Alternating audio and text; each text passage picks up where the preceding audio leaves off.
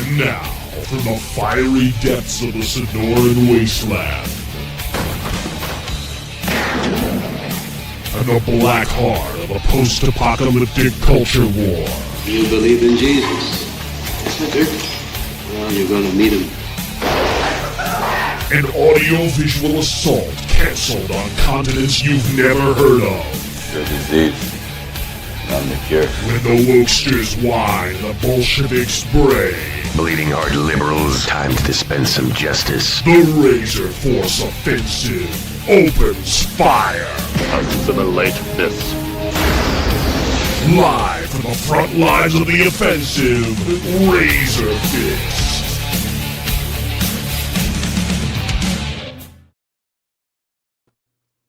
Welcome to the Counterculture Counterattack. Welcome to the RazörForce Offensive. I am your intrepid host, Smooth Criminal Fist, alongside Annie Gell. Are you okay?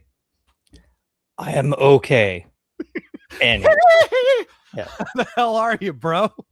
I'm doing pretty good, actually. Yeah, we're going to keep it a little lighter this week. There was no shortage of people who ate it and bit it, but I think we'll talk a little bit about entertainment stuff. We're going to talk politics. Don't worry about it, especially after the Grift-Right came unglued last week when we did not go live. So we'll have to talk about some of that. But in the meantime, guys, holy crap, Michael, a biopic, definitely not something that was expected, now on pace to hit $1 billion at the box office. I'm not sure if it'll hit it, but we'll talk about that right now. Do you have that story, Taryn? It is, I think, hovering somewhere near 600 mil right now, correct? Somewhere around there. Let's see. Yeah, right here.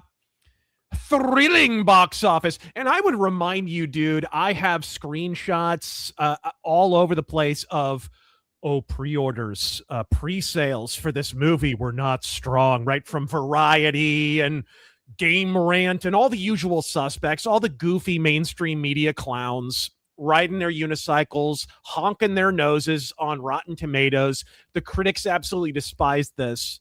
Dude, so get this. I had to go to the dentist, just had to get a filling, right? My freaking dentist he's putting a filling in my mouth, talking to the dental assistant, and they're literally going back and forth about how, man, I think I need to see the Michael movie because the critics freaking hate it, but everyone else loves it. If my dentist, my freaking boomer dentist, is going back and forth with his dental hygienist about the disparity between the critic score and the audience score, you know something organic is happening here. What do you think, by the way? Do you think it has a chance to hit $1 billion? Absolutely. I don't think it's released in the foreign market yet, like Korea, Japan, and stuff like that. Mm-hmm. The moment it hits there, I think it'll surpass $1 billion. Yeah, that's my take. You think it's got a chance? Absolutely. Okay, yeah, I think so too. It's wild because they really, really pushed that this is likely to disappoint. You know, they really, really did. And it doesn't look like that's going to happen at all. They want it to fail. They do. It absolutely was wishful thinking. There's a number of reasons. I think some of it is bog standard, basic bitch competing companies kind of stuff. Because this is Lionsgate, correct? Oh, shit. I believe it's Lionsgate. So there's a lot of, and Lionsgate are kind of seen like the redheaded stepchild of entertainment anyways, and always kind of have been a little bit. But either way, what have we learned? We have learned Michael Jackson is unkillable. Invincible, if you will. He is unkillable. They try. It's like that Tenacious D song about all the people who tried to kill the metal. You remember that song? Variety magazine tried to kill the Michael. They were cast down to the ground, right? Like literally. I could hear Jack Black singing this if Jack Black wasn't a giant obese fruit now. But yeah, go ahead and read this, bro. Sorry. Hand to God, I've never heard a single Tenacious D song. You're not missing that much. Oh, hey, Midnight's Edge says Lionsgate and Universal. So actually, you know what? While we're talking an entertainment subject, if you want to jump in, I don't know if that's Tom or whatever from Midnight's Edge, but he probably knows a little bit about the box office and stuff. He could add a little bit. Maybe I'll go ahead and invite him to the stream real quick. But yeah, go ahead and read that. Michael's thrilling box office brings it close to a huge milestone. The worldwide box office performance of Michael continued to be unscathed over the weekend as the film moved closer to the 600 million mark globally. The musical biopic based on the life of Michael Jackson has now grossed 577 million worldwide amid the release of The Devil Wears Prada 2. That's wild, dude. That's absolutely wild. Michael's very close to 600 million at the box office. The 577 million worldwide box office numbers place Michael among the highest grossing biographical films ever released, and it has become only the second music biopic to cross 500 million at the global box office. It currently trails only Bohemian Rhapsody, which in its theatrical run with over 903.6 million worldwide. Excuse me. Industry projections now expect the film to cross 600 million globally within the next week. Additionally, it is also estimated that the biopic could finish its theatrical run at around 800 million worldwide. Wow. Dude, you know what? We got to commemorate this. Guys, we've been teasing this. We've been cock teasing it just a little bit. Just a little bit. I think we need to review, Michael. You and I went and saw it a week and a half ago, 2 weeks, not even that long ago. Something like that. So, and we got opinions because it's not hard. You don't have to twist our arm for our opinions. So I think today on the RazörForce Offensive, we're going to go ahead and review Michael, but please keep going because I'm interested to hear the rest of this. Tom is just joining us. Hey, bro, how's it going? I mean, this was like just divine intervention because I literally just got this from Walmart. Nice. I had the CD. I'm like, I gotta get it. Album. You know, my dad had that. It's crazy because Michael was so canceled at the time when that came out, but my dad somehow didn't care. Got it. Wasn't this the one that he famously talked about? He's like, I only own one more album and just a couple of new songs on it, and then I'm out of my contract. I think this is the one he was talking about, if I remember correctly. But yeah, this is the one that also popped up on the charts this week, and I have it on CD, but I was like, you know what? I don't have it on vinyl. And even though I'm not one of those people who thinks vinyl sounds better than CD, I'm just like, I like to have it, and plus the gatefold and all that business. Oh, yeah. While Taryn reads the rest of this article, I'm going to go grab something and show it to you. Sure. But yeah, I saw Michael 7 times, so I can't wait to talk about it. 7? My God. Yeah. Let's see. Next week, 800 million wide. Where did I leave off? After all, the film still awaits release in South Korea and Japan. That's what I was talking about earlier. 2 territories considered important for its international performance. Huge with Michael, yeah. Furthermore, domestically, Michael has already established a record within its genre. Here we are. Nice. I had that too, man. Yep. Sweet. Picture disc on Thriller. And I'm not even that big of a Thriller guy. I'm more of a Dangerous guy, but I love. You can tell from the t-shirt. I love me some Thriller. Big time. I probably Dangerous and Invincible. Those are my 2 favorites. I lean a little more towards the bad era, but yeah. Yeah. You know it. Anyway. Anyway, I didn't mean to interrupt his flow here. Yeah, twice now. Don't slow your roll, bro. Go ahead and finish the article. Yeah, while you were gone, Razor, we're talking about it's South Korea and Japan, the 2 territories that hasn't released yet. Yeah, you were just asking me about that the other day, about like where hasn't it been released yet?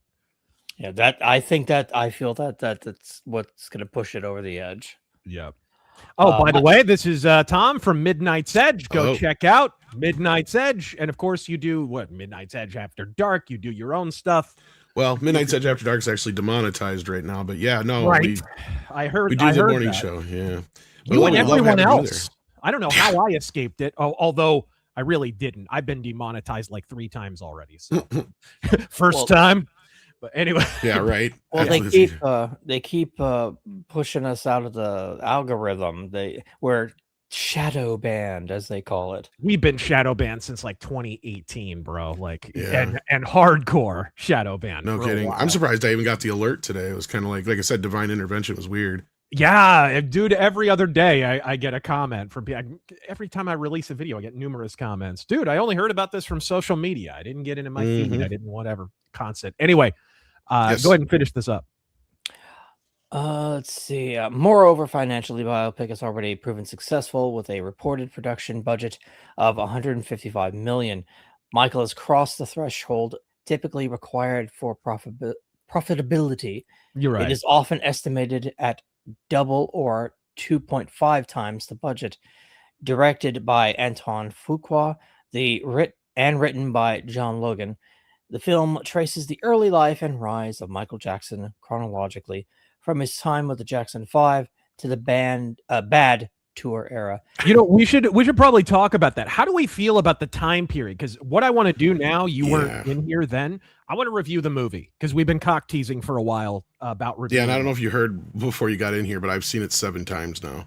Nice. Yeah. Twice in IMAX. So yeah. I was telling Darren the other day, I'm like, dude, I kind of want to go and see it again, for Christ's sake. Oh, it was like an addiction for a while there. I just couldn't get away from it. But It's really, really good. I have very few cons and a whole lot of pros, but I do have my criticisms of it. There are some. But it's kind of weird how the movie came together almost like a Michael song in a weird way, because it was a completely different plan to begin with.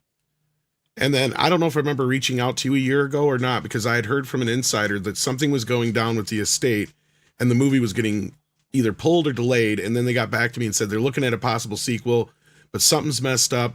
And now they're going to announce it that they're going to delay the film. And they did all that. Right. And again, like you were pointing out before, the media had conveniently forgot that, right? Yep. Even though they were well aware of that. That became, pretty well-known news for about a year there, because we didn't even cover it after that. Because I'm like, well, it's already pretty much out there in old news now. And Andre didn't think there was going to be a lot of interest in Michael. No. I kept telling him, I'm like, I don't know about that. I'm like, I think there will be. And I mean, I was kind of tempered on it too, because like, the way Leaving Neverland had kind of impacted in America, I was like, man, that might really screw this movie. And the way the critics and the media were coming after it too, I was like, God, if the people believe all this stuff again, God help me, because I was sending them your way. I'm like, just check out Razor Fist videos. He breaks it all down. He does the best job on it. And to me, I can't believe that, people would believe it. So I was glad and to see that it didn't affect the box office. If anything, it helped it, right? Because there's like your story about your dentist was everybody's story. They Streisand affected the shit out of it. Absolutely. So in a way, it was almost like Michael getting the last laugh on them. And I agree with you. Like, to me, like from what I heard what the movie was originally going to be, and then I knew, because my guy had told me, he's like, now it ends with bad. So, and I thought he meant the Bad tour, and I didn't know he literally meant bad. Right. Yeah. So we know that they shot a ton of other stuff. There's like a 4.5 hour cut, plus what they got to redo now, which they're going to go back and start reshooting. And if you had your druthers, where would it have ended? Right where it did? I would have rather had a trilogy, and I don't want a trilogy covering the younger years, because I don't know if you agree with me or not, but I think that ABC miniseries based on Catherine's book did an amazing job covering that era. So you didn't need to retread that. That's what I was worried about when they announced the movie was, dude, that movie already covered a lot of this ground. And it did. Honestly, this movie covers basically the same ground as. It doesn't half the time. Yeah. So. So it cuts out a lot of stuff that was really, really important, but we'll talk about it. And I mean, I'm sitting here going, you jumped over We Are the World, but then again, that could be its own movie, bless you. The big one for me was they foreshadow The Wiz and then don't show it. And that's super important, because that's where he meets Quincy Jones. Yeah. And I think that was also filmed along with, because somebody had talked about, they had seen the footage of the Studio 54 stuff where he was talking to, Diana Ross and Quincy Jones, which is massively important. Yeah, because half the reason he's so shy around chicks is because Diana Ross perma-friend zoned him for freaking years. Poor bastard. So that's important for character development and lots of stuff. So you know what? Let's start with Taryn, because we're talking over him.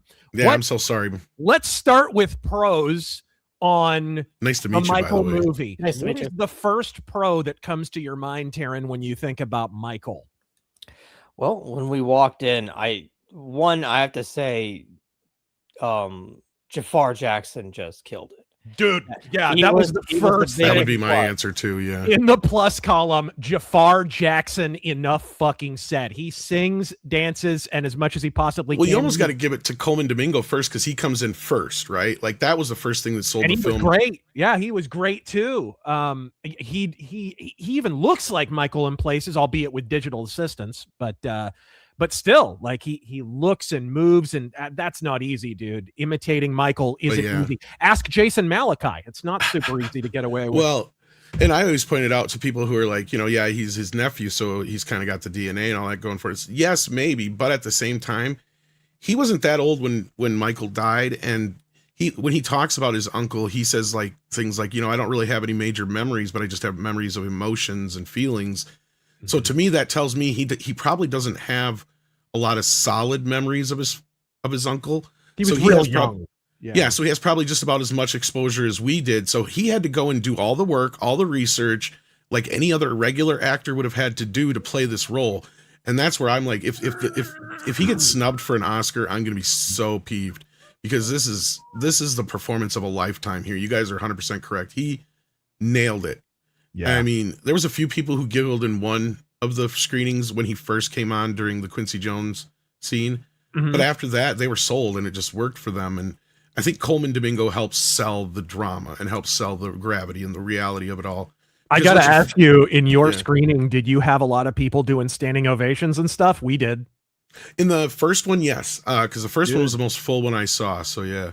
It was crazy. There was a whole row of people who were right in front of us, and they kept every freaking musical number.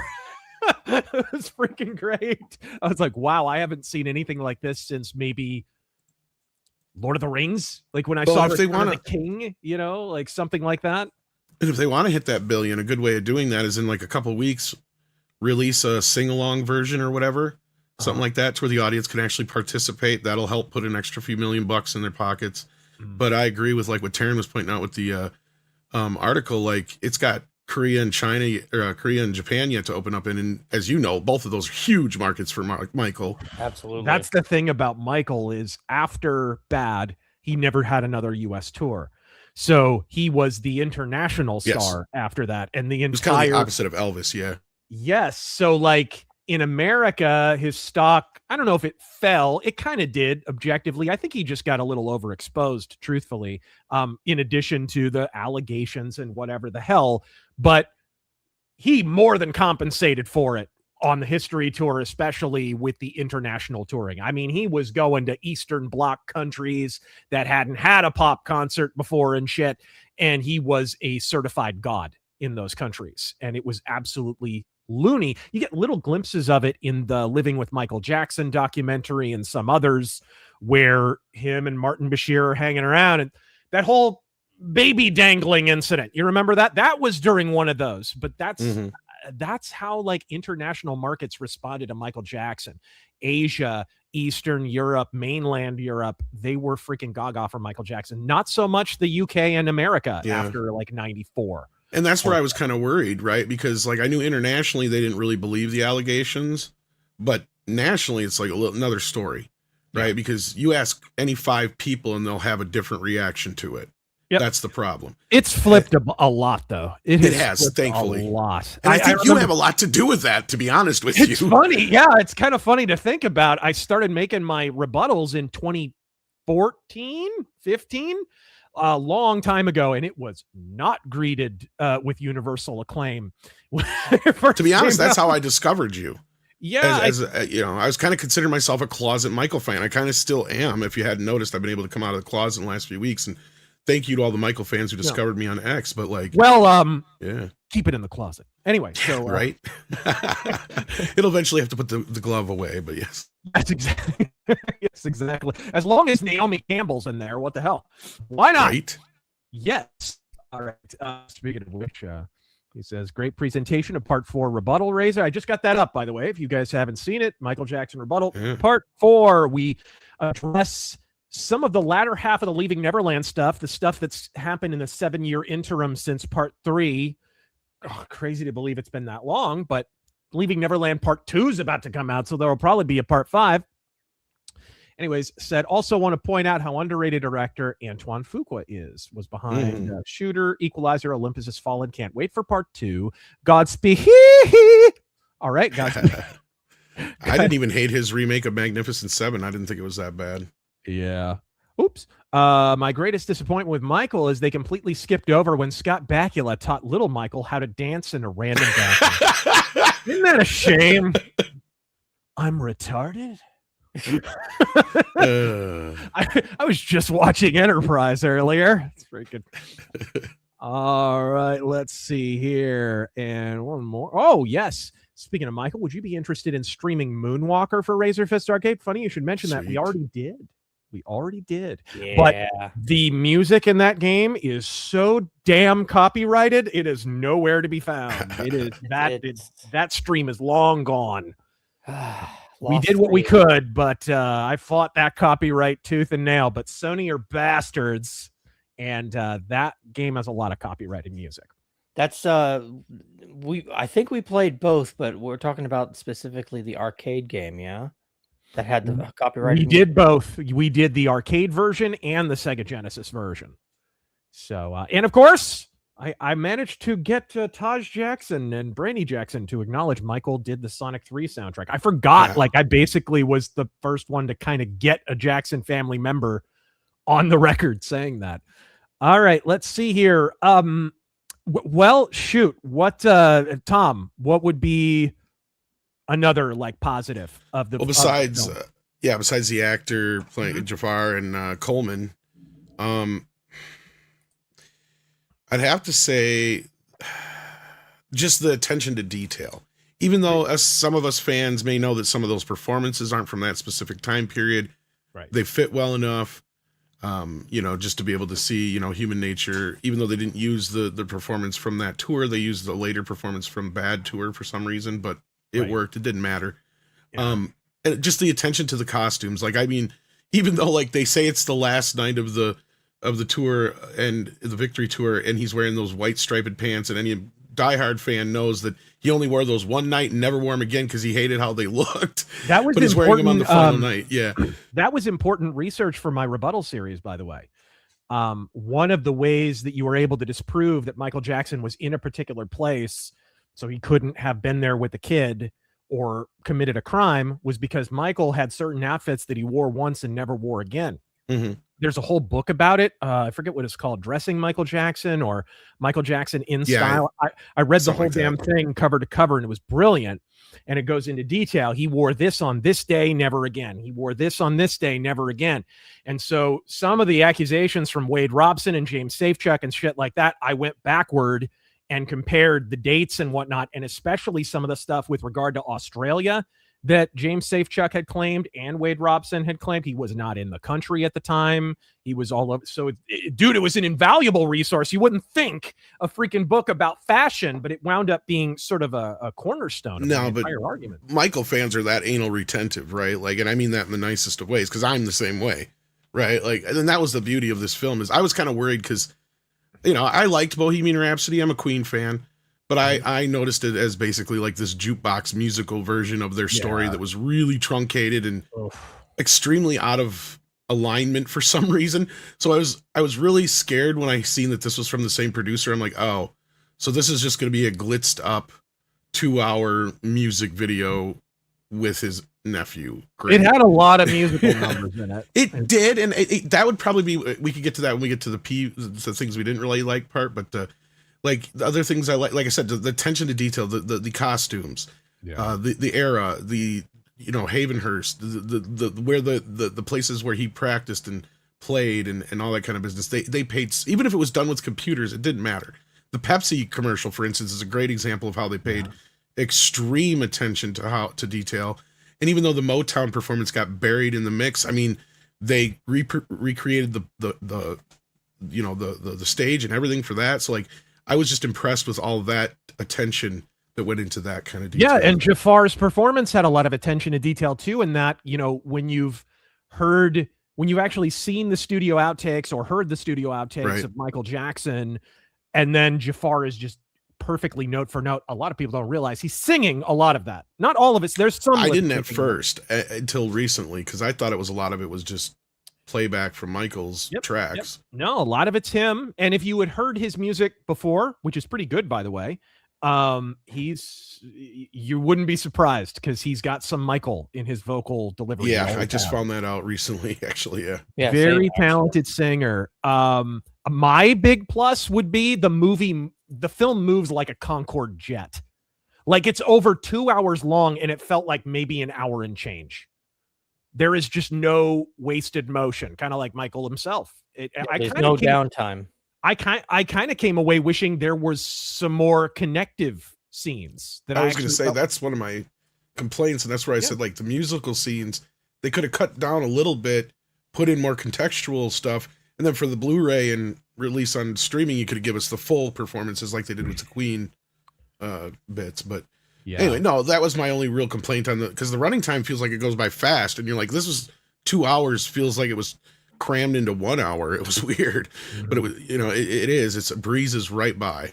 Yeah, I guess I kind of have to cheat here too, and list Jafar Jackson twice, but specifically his acting is as good as his dancing and singing, and he does sing. And I guess to put it kind of to sort of encapsulate it, Jafar, put it this way: it's his first ever acting performance. Jafar Jackson is better in his acting debut than Zendaya was in like her 20th film. Okay.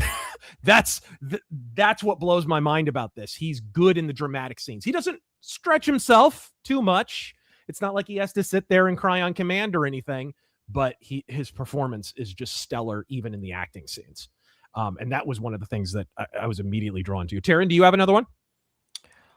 I mean, just how thorough they were. I know they did skip over some stuff. I mean, this is a man's life, so some stuff is going to get left behind. Yeah. But they included so much. And like you said, the pace of the film is just constant throughout.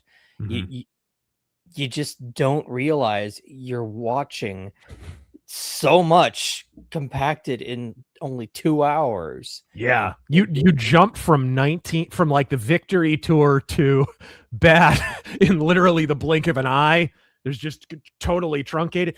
There's a lot of people kind of missing. You know what? Let's move to the cons. Because, okay, rousing endorsement from each of us. I'm probably going to go see it again. Tom is probably going to see it 14 more times.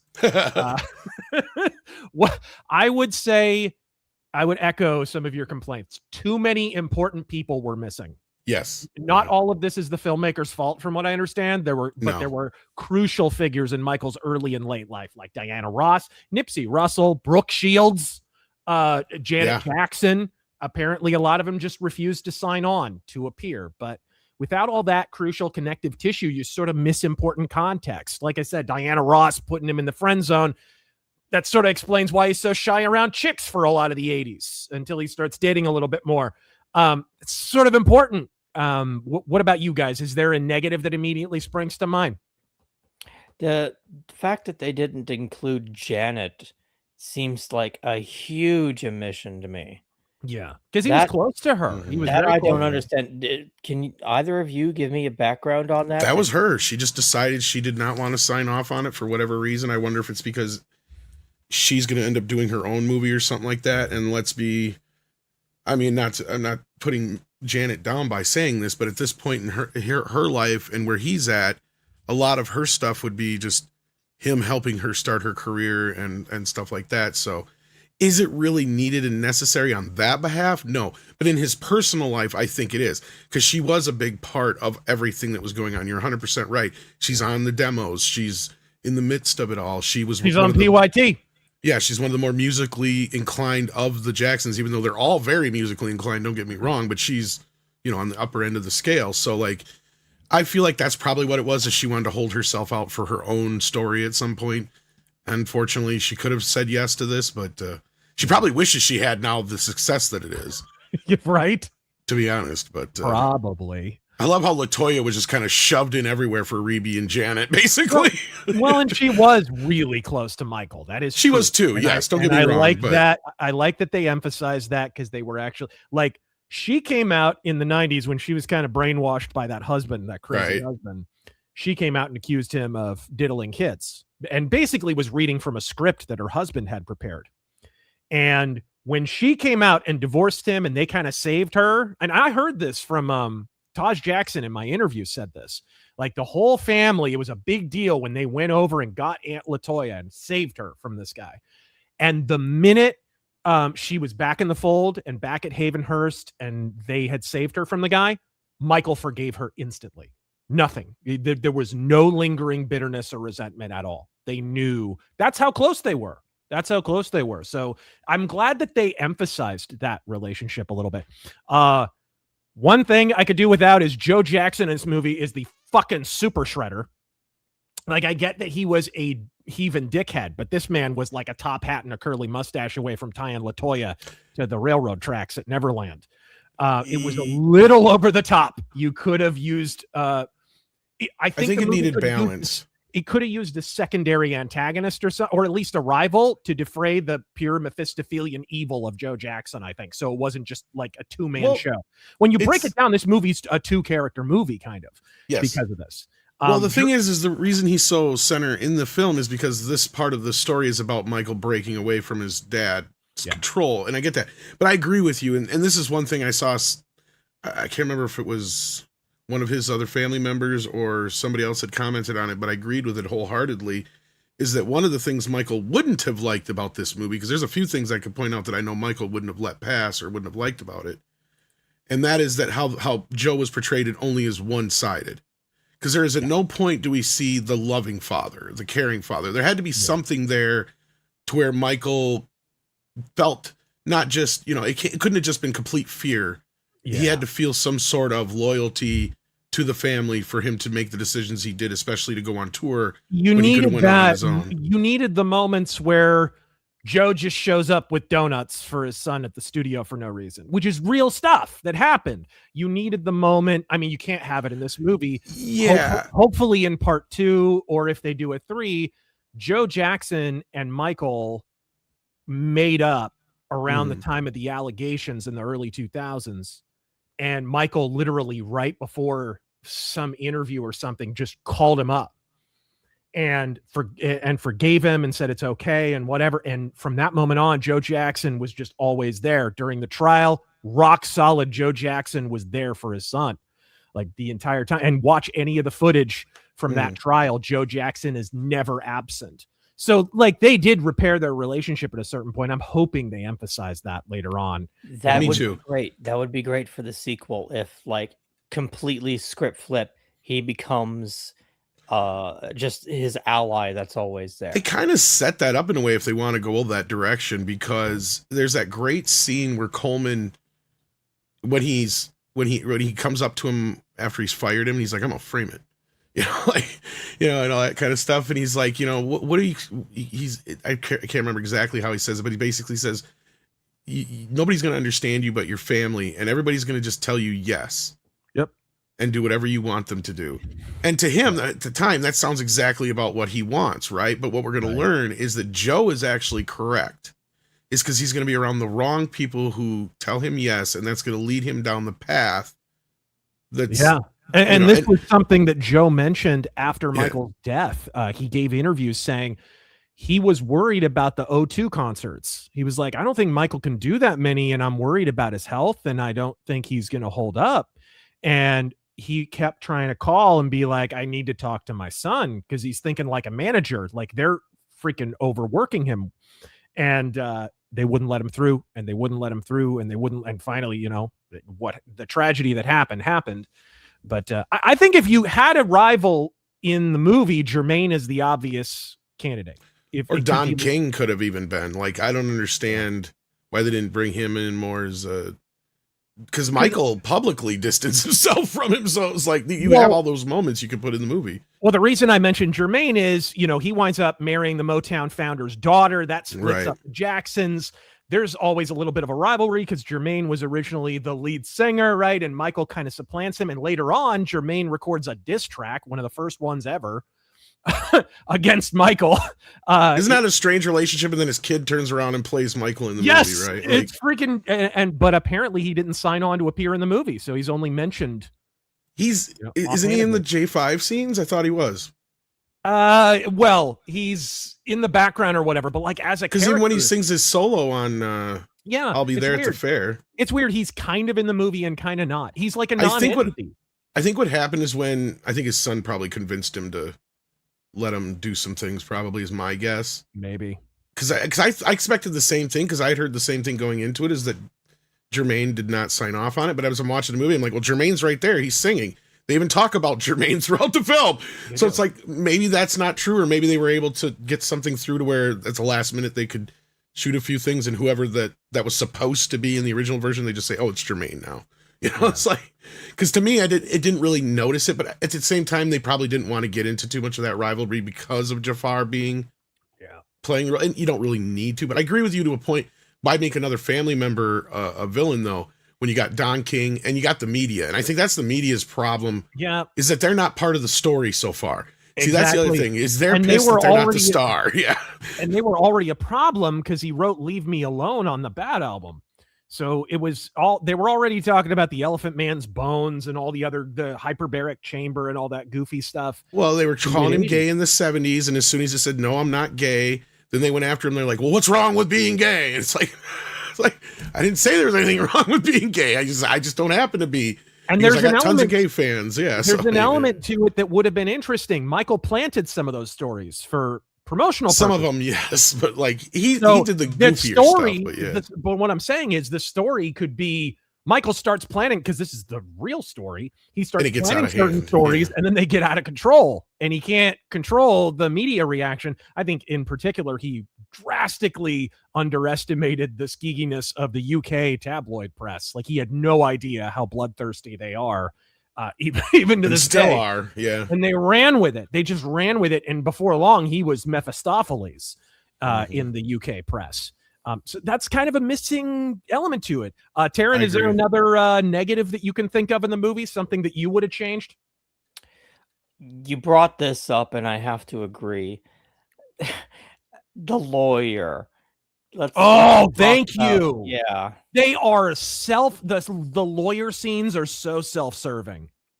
For those who are unapprised, the Michael Jackson estate, a lot of people think it is, but it's not run by the Jackson family. Right. Yeah, to be clear with that, yeah. Two executors, music producer John McClane, yippee-ki-yay, motherfucker. Yippee-ki-yay, motherfucker. And lawyer John Branca.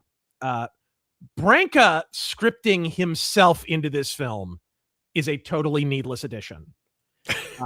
Particularly as I sincerely doubt they'll ever get into the rift that developed between the two people in the late 90s. That's my problem. Yeah. When Michael Jackson fired Branca because he learned he had been double dealing at a time when he was having a rivalry with Sony, and he learns that John Branca was representing Sony on the side.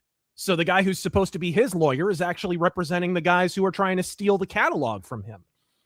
And there's lots of sketchy stuff that they probably won't mention. Did I mention Branca produced a will and testament after Michael Jackson's death, naming himself the executor of the estate, despite the Jackson family being told Michael had no will, and that it was signed in Los Angeles on a day when Michael was confirmed to be in New York City after Branca had been fired? Because that's a cute little chapter in the MJ estate. Yeah, that's a whole thing you're not going to see in there. Exactly. And the sad part is, because I actually like the scene where he's introduced, because it shows how much of a little shark he is, kind of, in a way. But you're 100% right. He put himself in here as the hero.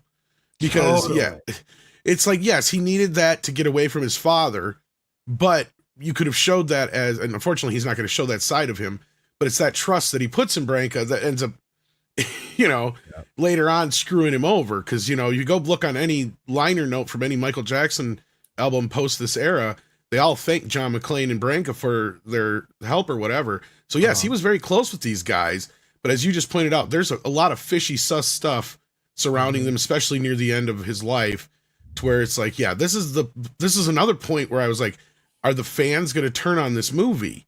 Because this is one thing as an insider fan, I was like, ugh, if this guy is a major part of this movie, most fans are not going to be on board with this. And luckily, he's only in 3 scenes, I think. Yeah. Speaking So of the estate, Paris Yeah. Jackson, who's been in ongoing litigation just today, yeah.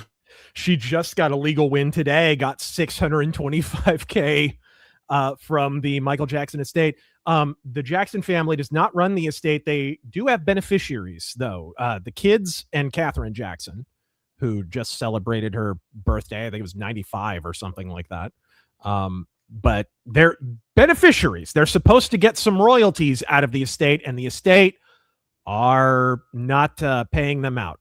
But they are willing to pay the Casios out for false allegations in 2019, apparently, without investigating a And single buy one of fake them. songs, or investigating those either. Yeah. Willing to pay millions of dollars to the Casios for a bunch of fake Michael Jackson tracks. When you heard those songs on the Michael album, dude, did you instantly know?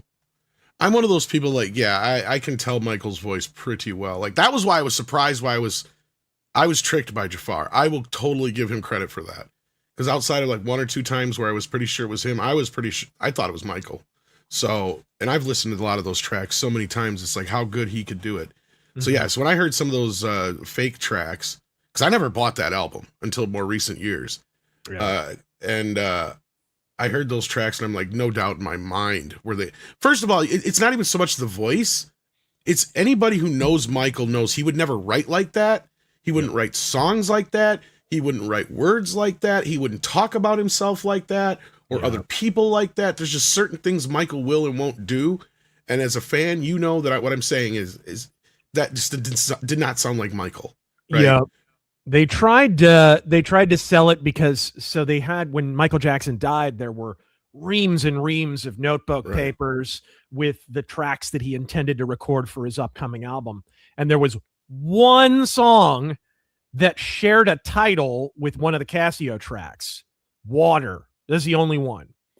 But it turned out that was a cover of some other song, like an older song. And in fact, during the This Is It, if you watch the This Is It movie or whatever, he kind of hums it. It's a cover of an old tune he intended to record for his album, and he had it stuck in his head while he was doing the rehearsals. So we now know like that it wasn't even that. So none of the Casio songs, he did have a disc with their tracks because of course he knew the Casios. They had probably been trying to push them on him, but none of their tracks were on his list of songs that he intended to record because they weren't that good. I mean, listen to them. They're pieces of shit.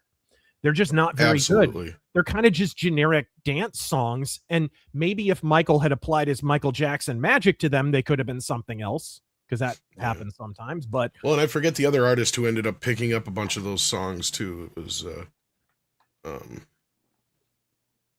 who was it? Did you see the bit in my rebuttal about their legal bills were exactly the same amount of money as the minimum bid for the freaking tracks? Yeah, that is ridiculous. That's the first time I heard that, and I thought that was hilarious. Absolutely absurd, man. Just the it's incredible how blatant they are. You know, and the Casios had been defenders of Michael. They had drafted depositions and stuff. I actually got that wrong in my video. I need to correct that. I said they testified in court, which I thought they had, but they had declared their intention to testify in court, but never got to. They drafted a whole statement because Eddie Casio was the one who said Gavin, the accuser from 2005, had never slept in the bed with Michael Jackson. That hadn't happened or anything. What happened is Gavin kept begging to sleep in the same room, which was really suspicious, and it made Michael nervous. So he begged Eddie Casio to stay because he was like, I don't think I trust this kid. There's something wrong. And he had already been warned by Chris Tucker, because Chris Tucker had been walking around Neverland and he saw Gavin and his kid and his brother, Star, I think his name was. They're walking around looking in rooms and seeing all the fancy stuff and paintings on the wall and, you know, gold gilt lettering on stuff. And they're like, why do you need all this stuff? Why can't some of this stuff be ours?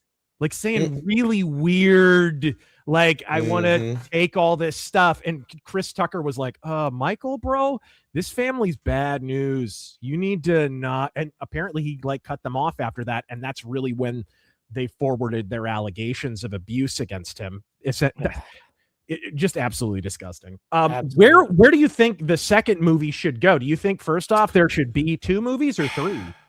Honestly, I would love it if there was 3, if they could find a way to work 3 movies out of this. because like I mentioned before, the problem with the We Are the World section is getting all those people to sign off on it, right? So like that you can almost do as its own film, I think, as like a spin-off of, and just have Jafar play Michael in it perhaps. Yeah. But other than that, because like, yeah, I don't know if you could really get all that in there. And there's a lot of other ground that we need to go back and cover. So I hope they find a way to kind of work in some more of a flashback kind of. I have a feeling that's going to happen. It's going to have to. They didn't do it much in this one, so it's going to be weird going into that, but they kind of tried to with the Bad Tour, because for those who don't know, the film originally started out with the raid on Neverland.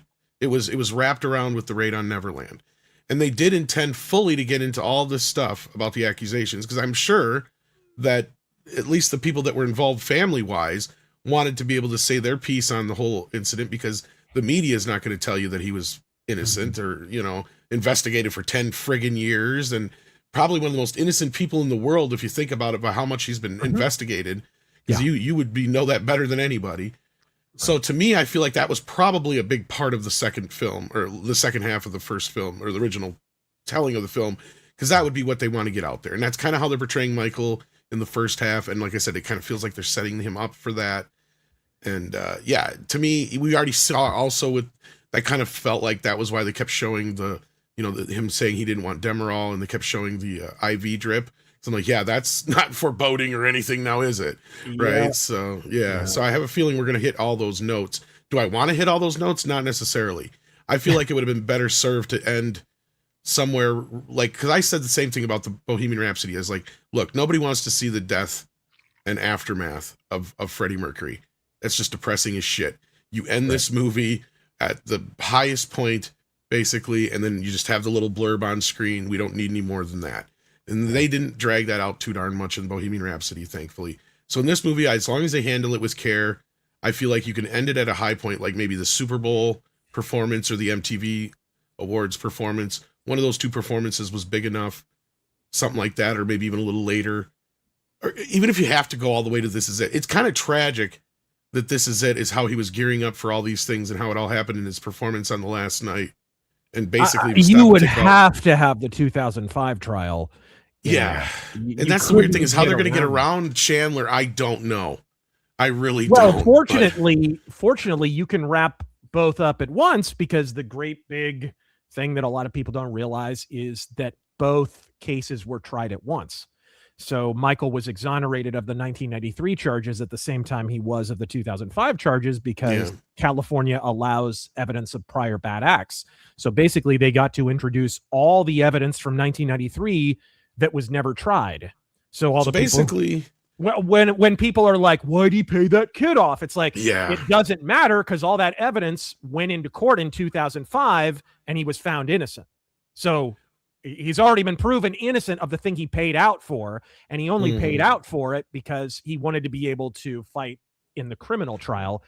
But then the family took the money and ran as soon as they got paid. Yeah. And the only way I think they can get around that is just making up a fake person, probably, and try to make them as different as they can, and just, like you said, mix it in with the other trial, and just kind of try and, because maybe that's 10 years they can jump here, because I feel like that's 10 years you could probably buzz through a lot of few events and just kind of, you know, just kind of do like a montage of, you know, the bombardment that Michael's dealing with through the press and all the bullshit. Well, and here's the problem: if you want the movie to have a heart, you got to get into his first marriage.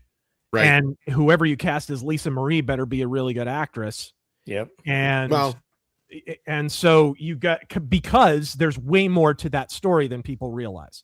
Yeah. Well, she's still a part of the kid's life too, isn't she? Like Paris and stuff like that, I believe. She was, until she died, obviously. Well, that's right. Yeah. Sorry. Yeah. Duh. Yeah. But like, people think it was a 1-year marriage, but actually, like, they broke up and then they were still together for most of the 90s and going back and forth. Will they, won't they? Which is why the whole Invincible album's like the Lisa Marie breakup album, because it's like she went and started banging Nick Cage or whatever, you know, after that. And so, hey, I'm going to write a whole album about this whore. So that's kind of why that album is just a great big breakup record. So I think you have to get into that if you want the movie to have a heart, because I do think in the long run, and Lisa Marie pretty much acknowledged this too after his death, they were kind of soulmates in a way. And it just didn't work out. Right. So Yeah, they've known each other since they were kids, which is weird because you could even show them meeting as younger kids and then, Which is another thing I would add to this movie, just a minor con. Yeah. They met during the 80s, and it should have been in the movie. There should have just been an offhanded mention. Oh, this is that's what I Lisa Marie. mean. Yeah. Like, we talked about a little bit about the controversy with the media, but that was one thing I kept pointing out is, these guys are coming down on this movie about whitewashing and sanitizing it and all that kind of business. It's like, do you realize that they could have actually made Michael look even better than they did? They made him basically look asexual in the movie. At no point does he have any girlfriends. Diana Ross is completely out of the picture. Yeah. No Brooke Shields. None of that's here. So, like, I felt like they did a disservice to Michael in that respect, and the critics need to shut up about it because it's like, if anything, they're trying to be as neutral as possible and leave it as kind of ambiguous.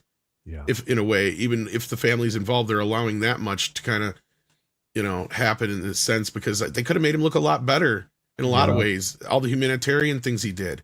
Like, there's so much more they could have put in this movie to make him look better than they did.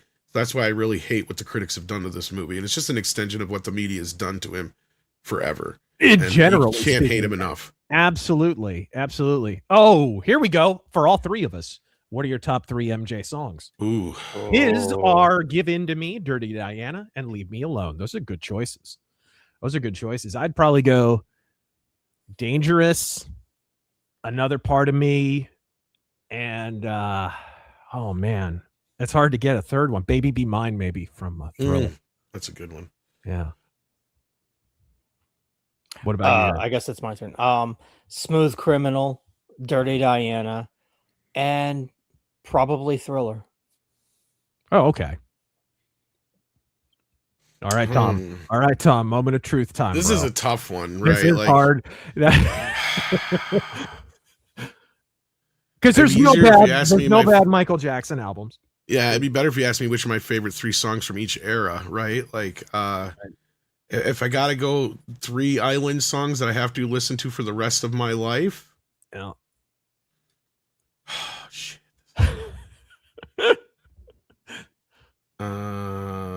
Don't Stop Till You Get Enough. All right. Man in the Mirror. All right. And Beat It. Oh, man. You're just going like top 5. What the hell is going on here? Because that's what cuts there. I know. I have to because Beat It was the song that made me fall in love with Michael when I was a kid. No, I got you. Man on the Moon is probably his most soulful one, and yeah. I think when you come in contact with his music, I think that there's a sentimentality there because Dangerous was probably the first album I ever heard on CD over at my friend's house. We just literally sat on the floor and threw it on the CD player, which was a novelty at the time, and listened to it from beginning to end. And I'll never forget how badass the song Dangerous was. Then we listened to all the other New Jack Swing, like freaking Belle Biv DeVoe and all that crap. But like, I'll never forget that. Just sitting cross-legged on the floor, listening to Dangerous. And I remembered everything about it, even years later. So I think it sticks with you. Although I think my introduction to him was The Wiz. Still to this day, I think he steals the show in that movie as the Scarecrow. He's unbelievable in that movie.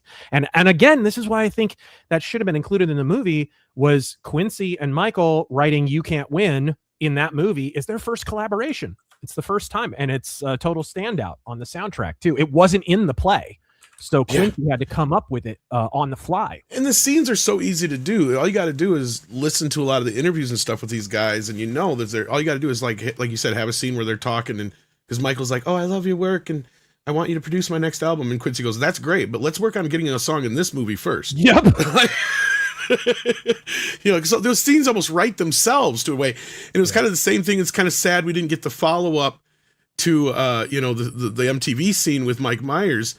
Because for those who don't know, that same guy almost ruined his relationship with Michael because he's like, why is Michael kissing the monster? Tell Michael to quit kissing the monster. What he was talking about was E.T. And he got so pissed off about the E.T. release that he threatened legal suits against our MCA. And that caused this whole big stir.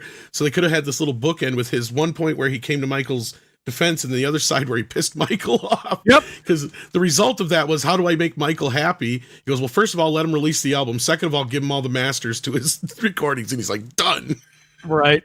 So those scenes should have been in the movie too. I felt like that would have been funny because that also kind of leads down the road of him owning music so much too. Yeah, I hope they get into the Eminem thing. I hope they do. And that's why I always hate anybody who says, "Oh, Michael was broke." I'm like, do you realize how much music Michael owned? He could have never released another album for the rest of his life, and all he had to do is sit there and just collect royalties for the music that he owned. Which is one of the reasons it was so disgraceful that like he was like his body wasn't even cold, and John Breaka and the estate are selling the music catalog. The one thing he didn't want done. He fought tooth and claw to hold on to that music, and then John Branca just backstabs him and sells it to Sony, a company that he wasn't even signed to when he died and was feuding with. Didn't like Sony. Freaking crazy. Absolutely crazy. MJ Fever is once again took over the world. Billie Jean hitting top 5 on Spotify. Yeah, it's almost, what is it up to? Like 100 million or something listens on Spotify right now. I did my part. Yes, I've been listening to Escape nonstop lately. Underrated MJ album, and now an MJ RazörForce Offensive. I love it. Go watch my music mythos on Michael Jackson. I loved the Escape album, and I think Taryn bought it for me. Yeah, it's one of his best work. I loved it. Yeah, that was a posthumous album that they did right, and I wonder why they didn't really. I think maybe what the estate saw was like Escape didn't set the world on fire in terms of sales, but re-releasing old stuff that they know is going to sell with extra tracks probably makes them more money, I would assume. Absolutely. That's probably what happened. Which doesn't make any sense what happened to Dangerous 30 and History 25, but hey, who knows? Dangerous is just the perpetually ignored album for some reason. It is, isn't it? It's bizarre. I got a special edition. I'm sitting here looking at it going, what's so special about this album? Nothing. Bizarre. It spent longer on the charts than Bad did, but Bad gets like a 25 and a 30 and whatever. Yeah, Dangerous gets left on, like, you can go out there and seek out and find what would have been most of the stuff that probably would have been on a good Dangerous 30 release. Now, don't get me wrong. When I said the special editions, the album's bad, no, I mean the special edition part of it is bad. The album is wonderful. Yeah. The fact that they didn't give us anything, they promised a bunch of stuff, and after they didn't deliver after the Bad 25 album, which was amazing. Yeah. I mean, we didn't get everything we wanted, but we got at least a good 60% of what most fans wanted from that, probably. And then they went, instead of giving us Dangerous 25 or Dangerous 30, they went back and did Off the Wall. Yeah. What are you? I love that album. Don't get me wrong, but what are you doing? What are you doing? To me, Dangerous is the album where he matured as a songwriter. He was officially Michael Jackson's solo artist at that point. Well, I got to imagine that's the area where you probably have the most treasure to trove from, right? Like, to where there's got to be tons and tons of I mean, I know this just for a fact too, as you do. There are tons of unreleased stuff, but I mean, if that's what the fans want, I mean, look at my ex. I mean, that's why I said thanks to my MJ fans for discovering me. It's like I just posted a few as just, like, here, check this out, and then all of a sudden it took off for me. Yep. And I mean, I knew the fans were still out there, but I didn't think MJ was this big. I knew TikTok had kind of helped him along, but like you had said, the estate had kind of really fumbled the ball with his legacy in the last, 10, 15 years, or however you want to put it. And the albums they've released have been nothing but just rehashes of rehashes. And crazy. How many times can I buy the same thing? Yeah. But I think that's why we're not getting more posthumous records. It's cheaper, and there's a better margin of profit when it comes Slave to the Rhythm. I don't even understand how that didn't go to number one. Yeah, Slave to the Rhythm and freaking the title track itself, and like there were so many good tracks on that. Sonic 3 has always been one of my favorite games. Best entry in the series, fantastic all around, but especially the soundtrack. In a series lousy with amazing OSTs, it's one of the best. Thank you, MJ. Godspeed. He crushed that one, but he did use some of them for his own stuff on Dangerous and History a little bit. How do you feel about History? I've always been a little dubious on it. History is amazing. Well, I think that kind of shows the age, maybe. I don't know how old Taryn is, but like I was going to say, History is a mixed bag of both good and bad. Yeah. I think it was a little, it came off a little pompous. Well, I think it was originally started as a going off my allegory earlier, it started as a completely different project and then became history, if my memory serves. So yeah, I think it was just bad timing because you just had Dangerous, which was really good, but then the allegations pop up. Yeah. So the public's already a little dubious about you. And then you do this super glory fest of an album with a gigantic statue of Michael, and there's helicopters flying around, and the fans are all crazy, and I'm not going to tour America because I'm too good for it. You know what I mean? Like, it kind of, I think it burned some bridges in America and the UK a little bit. I think it was just bad timing, really. But there's some great songs on it. There's some really, like, there is. Tabloid Junkie is a monster freaking track. I love that song.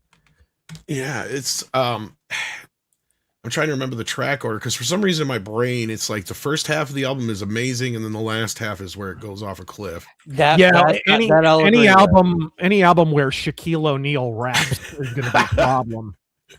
But yeah, so I mean, you got like Scream, which just kicks it off, which I mean still is probably my top of his songs. I mean, They Don't Care About Us, Stranger That Monster, was such a big deal. Dude, I remember watching MTV in like 99 and they were still playing Scream. And I take that back because Tabloid Junkie and Too Bad are in the last half of the album, but History is a very pompous song. Yeah. You're not wrong about that. I like the tune, but it's kind of one of those Michael songs where it's just like, okay, now you're getting a little too into yourself. This is the only times that you're a little into yourself, a little too much. Little Susie's okay, but it just feels out of place. Yeah. Smile, fine. I but was not a big fan of the Beatles cover either. That was another leftover. Like, what is that doing on History? That's very strange. If anything, it should be on the first disc as an unreleased track from the Smooth Criminal short film. Yeah. To tell you the truth, I think my opinion, I think it shouldn't have been a double album. It should have been two separate. I think that was the studio. Was it? Didn't they want a greatest hits album and he compromised with them? I think so. Honestly, I hate to say this. Michael should have listened to this time. He should have just, if that was the case, he should have just put out a greatest hits album this one time, put that gap in there between Dangerous and whatever he did next. And I think History would have been much more polished. Yeah. I think you're right. I think it would have been better. He could have used some of the ideas that he later used for Blood on the Dance Floor, which is very underrated. And I think that's why that came out so like boom, boom, because I don't feel like he was quite ready yet when History came out. And then Blood on the Dance Floor was kind of him still having more ideas. And because Blood on the Dance Floor is a better song than half of the songs on that album. Yep. So that's the problem. So, yeah. Well, I mean, and a lot of History isn't, I don't think Teddy Riley had much to do with that. Teddy Riley did have a lot to do with Blood on the Dance Floor. So I think that's the crucial missing element. He was involved more on Dangerous. And right. And I was going to say it may have to do with his switching with so many producers and working with so many different departments and people all over the place. Because that kind of crept in on Dangerous, but not as bad. Yeah. Not to be punny, but because the thing with Bad and Thriller and Off the Wall is they all have more of a cohesiveness to them. Yeah. Bad has a few spots in it where you can tell Quincy wasn't there, but it still is solid as F, and I'll stand up for Bad any day of the week. Yep.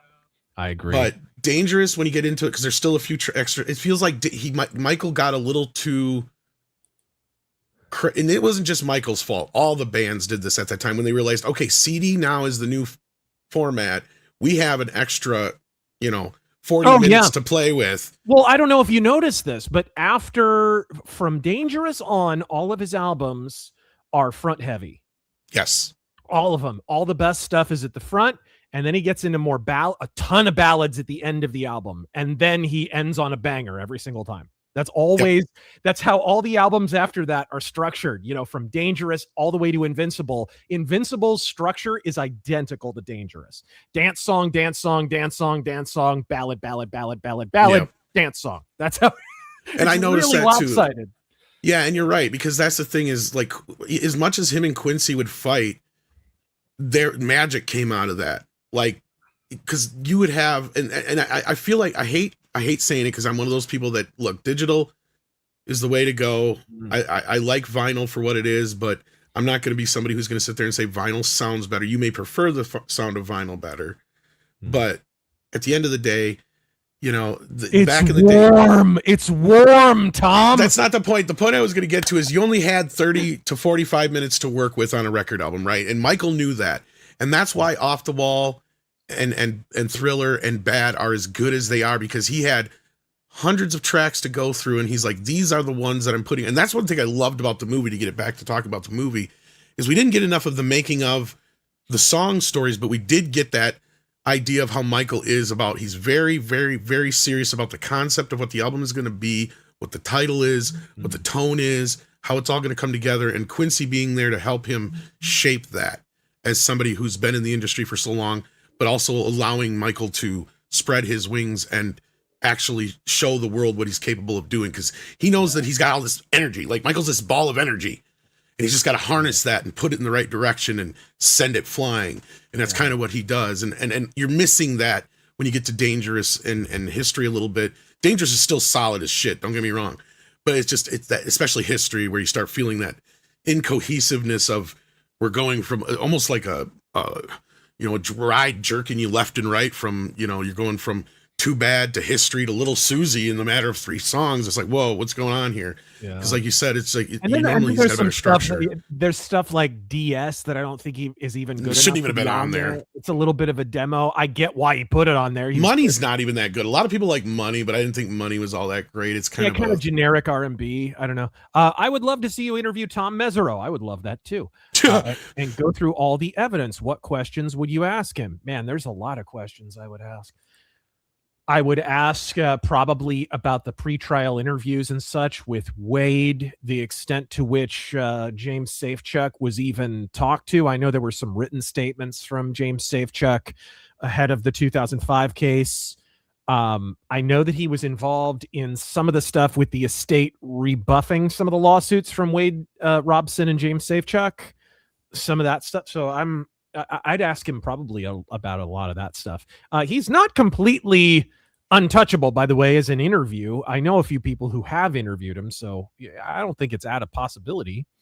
Man in the Mirror and I Will Be, or you mean Will You Be There, are 2 of the few songs that make me teary-eyed. Godspeed. Man, when Free Willy came out, how ubiquitous was Will You Be There? It was freaking everywhere.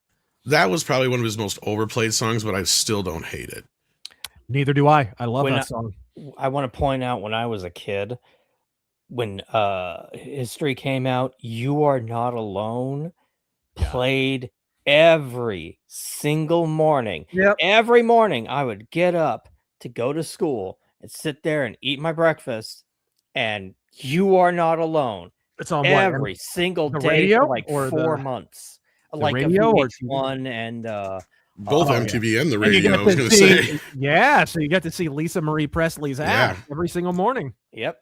I almost kind of am happy that R. Kelly got canceled, because that is one of his songs where it's like, it was great at the time.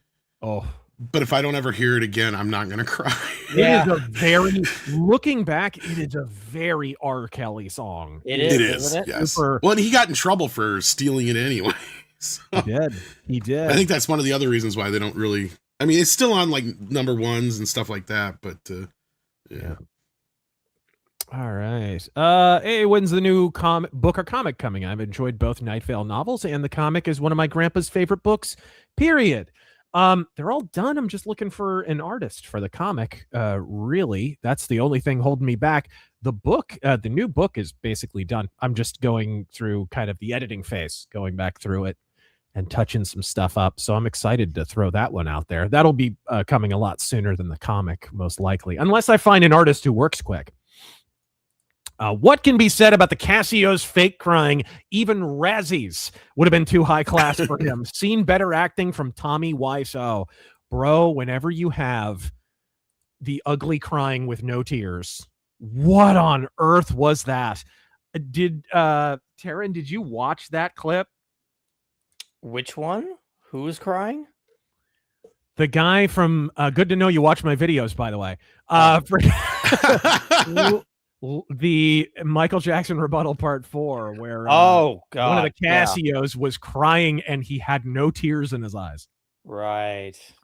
Oh, man. That's the only place I've seen any of that crap from, is your Well, because it documentaries, just actually. came out on Sunday, the freaking 60 Minutes Australia. Yeah. They didn't mention, not once did they mention that they were involved in a lawsuit over the fake Michael Jackson tracks. They definitely did not mention that the Casios and Sony lost that case. They did not. They reached a settlement with the fan or whatever over the case, and then like the next day, the California State Supreme Court came out and said, "Yeah, by the way, you would have been on the hook anyway because you're absolutely guilty." So didn't mention it. Didn't feel that was pertinent to the accusations at all. Hey, proof and evidence optional, but we won't mention any of that. And I think that's an insult. I think you're right. Mecha J says that's an insult to Tommy Wiseau because I think he's a much better actor. I'm fed up with these accusations. She is not my lover. I swear to God, it's not my child. Everybody, Billy Joe is not my lover. Everybody's betrayed me. Yeah. All right. Breaking news: Nick Fuentes came out of the closet as what? As a Democrat. What next? The Klan's funded by the SPLC. Nick's coming out as a federal agent. Oh goodness. Yeah, it's been a rough week for the Grift-Right. Not a great week for him, bro. Not a great week. It must be sad. Thanks for connecting those dots, by the way, Nick. I appreciate it. We've only been banging that drum for the last 10 years. What's next? You gonna stand next to a slide rule and come out as 4 foot nothing? All right. But who's yeah, this random hobo, and isn't it past his bedtime? Hi, Tom. Oh, that's me. Yeah. A little past. No, it's later. It's later. Back under your bridge. Back I go. Yes, sir. All right. Japan constantly references Michael Jackson. There are so many Kamen Riders and Power Rangers with an MJ. Yeah, no kidding. Well, not just that. I mean, let's be real. Michael Jackson invented K-pop. I mean, yeah. I mean, there's not a single person. Most male K-pop stars have Michael Jackson's haircut from the late 90s. They do. They do. And or some era thereof, right? Like there's some emulation. The bang. Absolutely. They've all got his haircut. It's freaking hilarious. All right. This film actually brought the world together for the first time in a long time, I assume he's saying. It was beautiful. Yeah. That's the power of Michael Moonwalker. Do you ever read Moonwalk, the book? Yes. Yeah. What'd you think of it? I mean, I thought it was a little self-serving, but it's pretty good. I was going to say, yeah, it's a little surface level. That's why I prefer Catherine's book, because you get kind of that motherly version of the story, and from that covers a lot of the best ground, I think. Have you ever read any of the hardcore the little books that are just about the individual Michael Jackson albums? No, like this. There's a brilliant one on Bad, Dangerous, History, all of them, and it's just in depth interviewing everybody, the history around the album, how all the tracks are written. What are they called? Like Book and One Half or something like that. I forget what the name of the series is. But I've seen like Beatle versions of those, but I've not seen Michael Jackson ones yet. So, well, they've done several Michael Jackson ones, and they're brilliant. They're absolutely brilliant. Razor would love to see you on Doomcock's Pop Culture Breakdown show. I'd love to. I think I have appeared on his show before. I can't remember. I've been around so long. I don't know. I'm a veteran of Gamergate. I don't remember anything. Correcting the record on Michael Jackson to that audience and panelists. Godspeed. I'd love to do that for Ben Shapiro, but I don't think he'd ever let me on.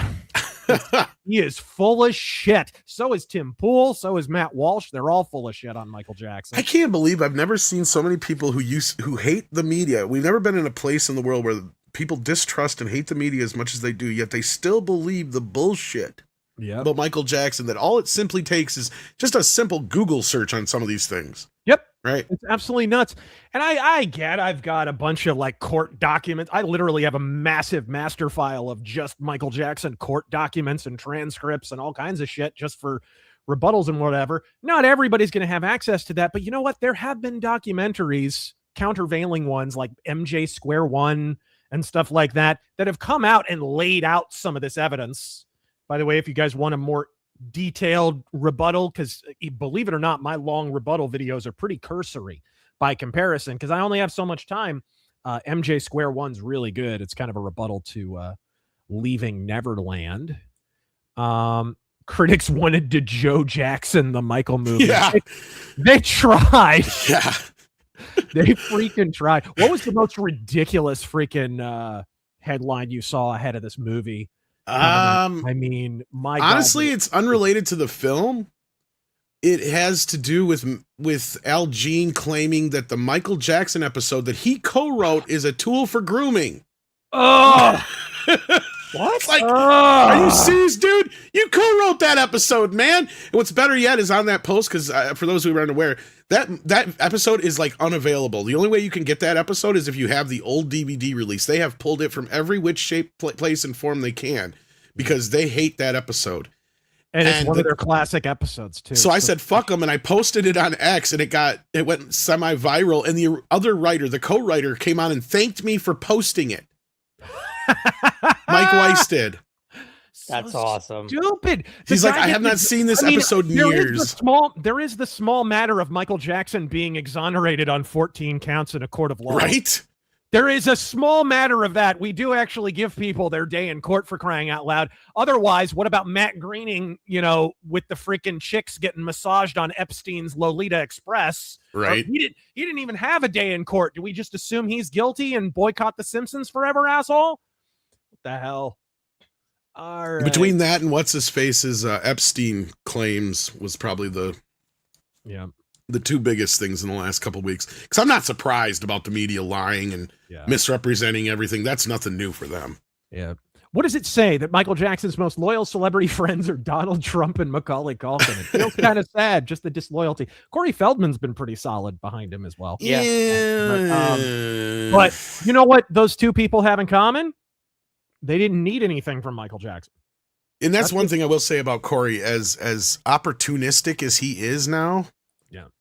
This is one of those times where he could have probably jumped out and tried to be really like, oh, he did try to touch me or something like that. And he hasn't. I'll give him that much credit. As much as of a goon as Corey Feldman is. Well, a lot of people now have latched onto the narrative that Michael was kind of protecting kids, which I believe that probably. Yeah, I mean, to a degree, I think that's true. But one of the reasons that was out there as a narrative is because of Corey Feldman. Corey Feldman gave an interview years ago where he was like, I kind of realized there were vultures all around me, and Michael Jackson was one of the few who was not one. He was worried about me. He was legitimately worried about me. And him and Michael had butted heads for a while. They had a big argument and blow up because Michael was confronting him about he was starting to get into drugs and hanging out with the wrong people. And he was sort of a preteen teenager, whatever. And he was getting into bad stuff. And so Michael confronted him and they had a big falling out. But I think Michael just cared about him generally.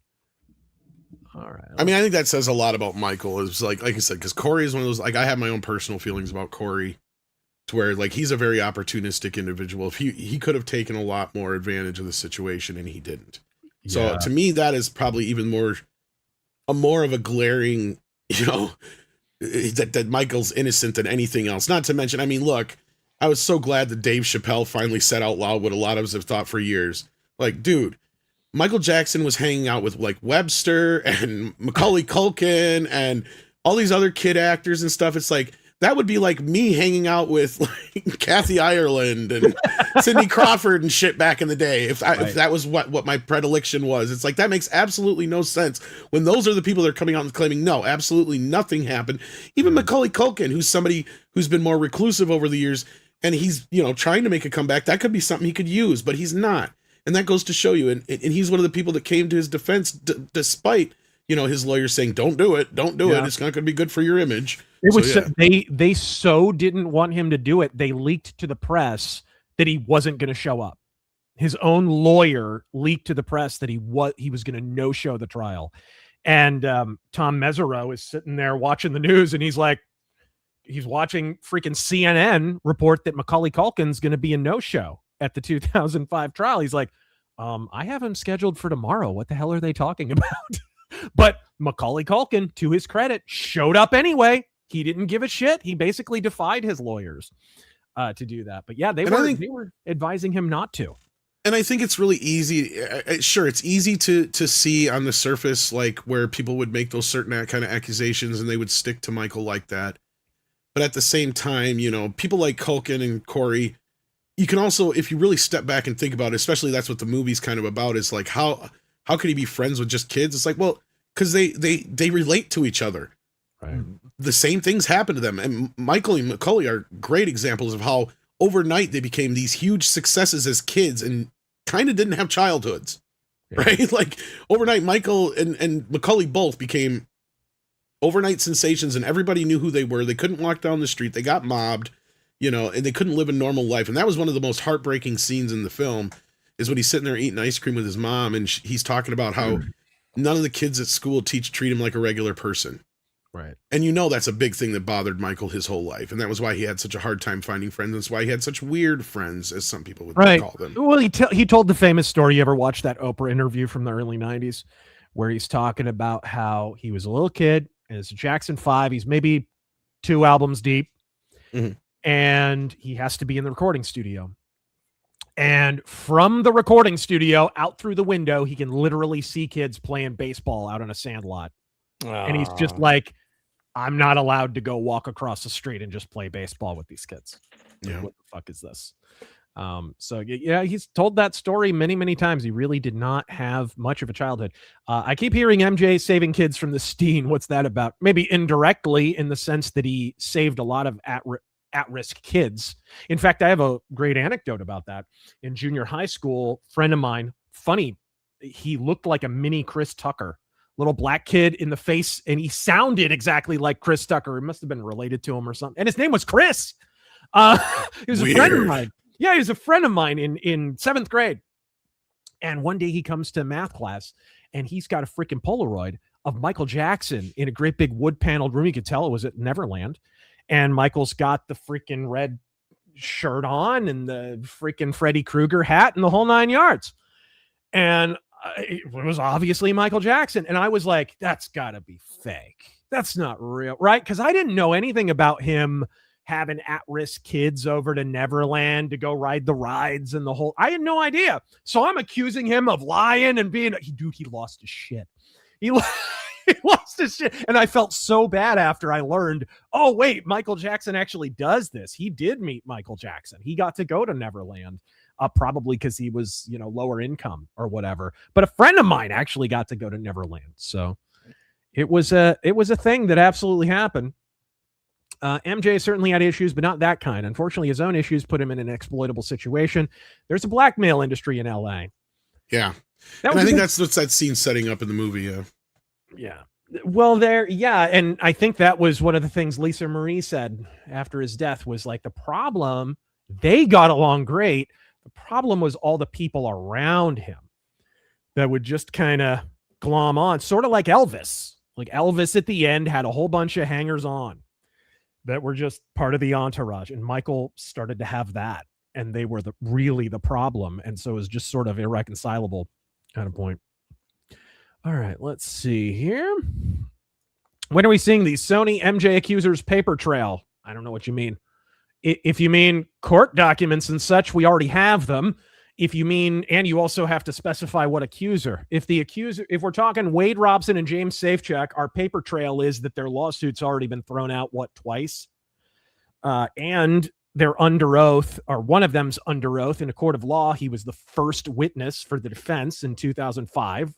So under oath, he said Michael Jackson never touched him and he was a good guy and he never saw anybody else being touched.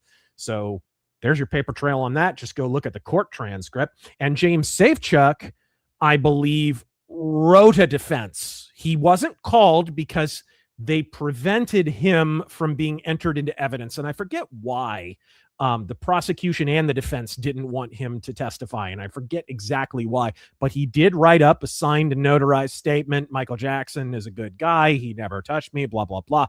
And so both these people are on the record saying the opposite of what they now claim happened.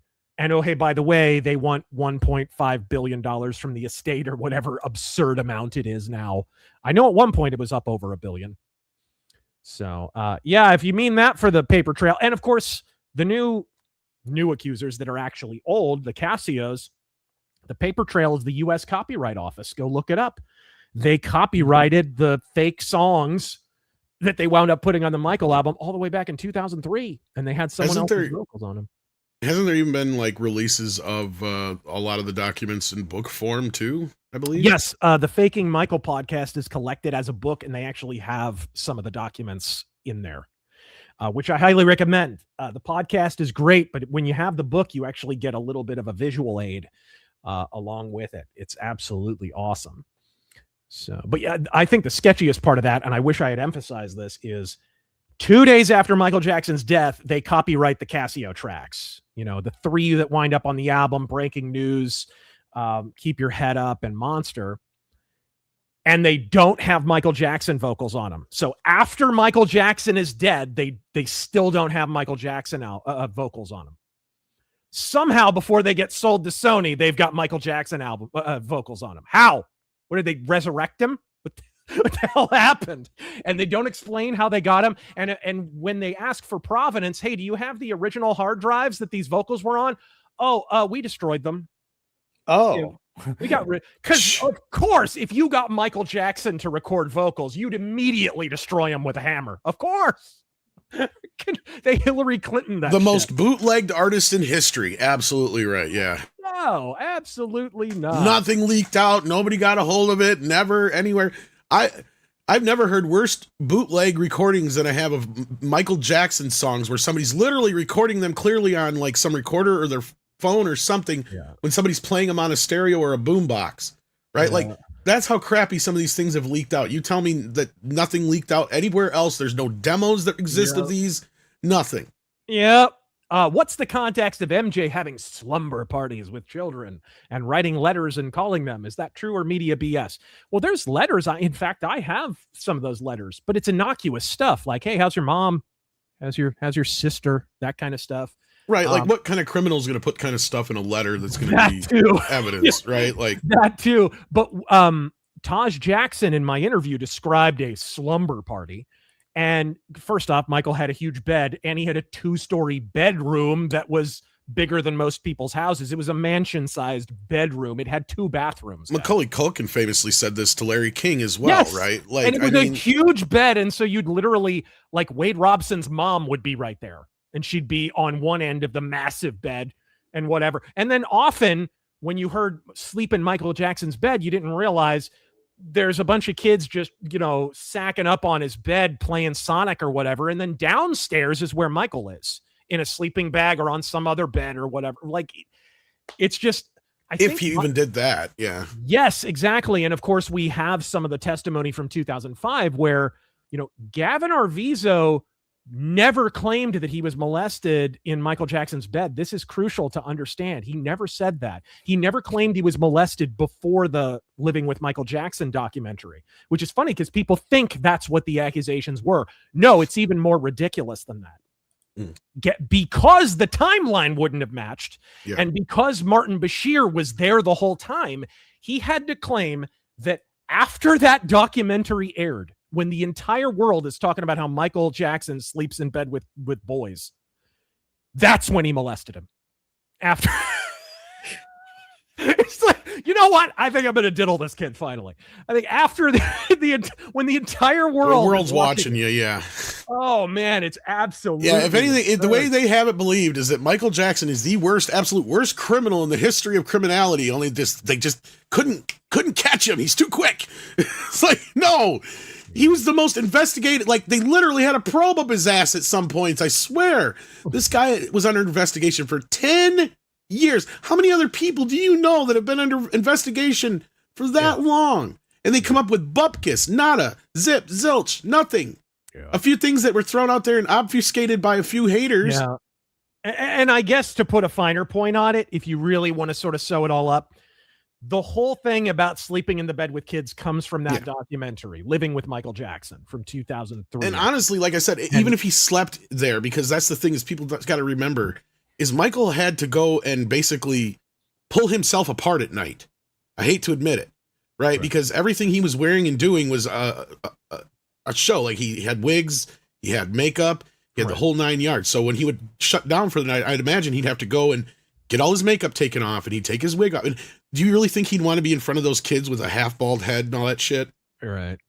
No, so you have to understand the accusation comes from that documentary. This really kind of sews it up. The director of that was Martin Bashir.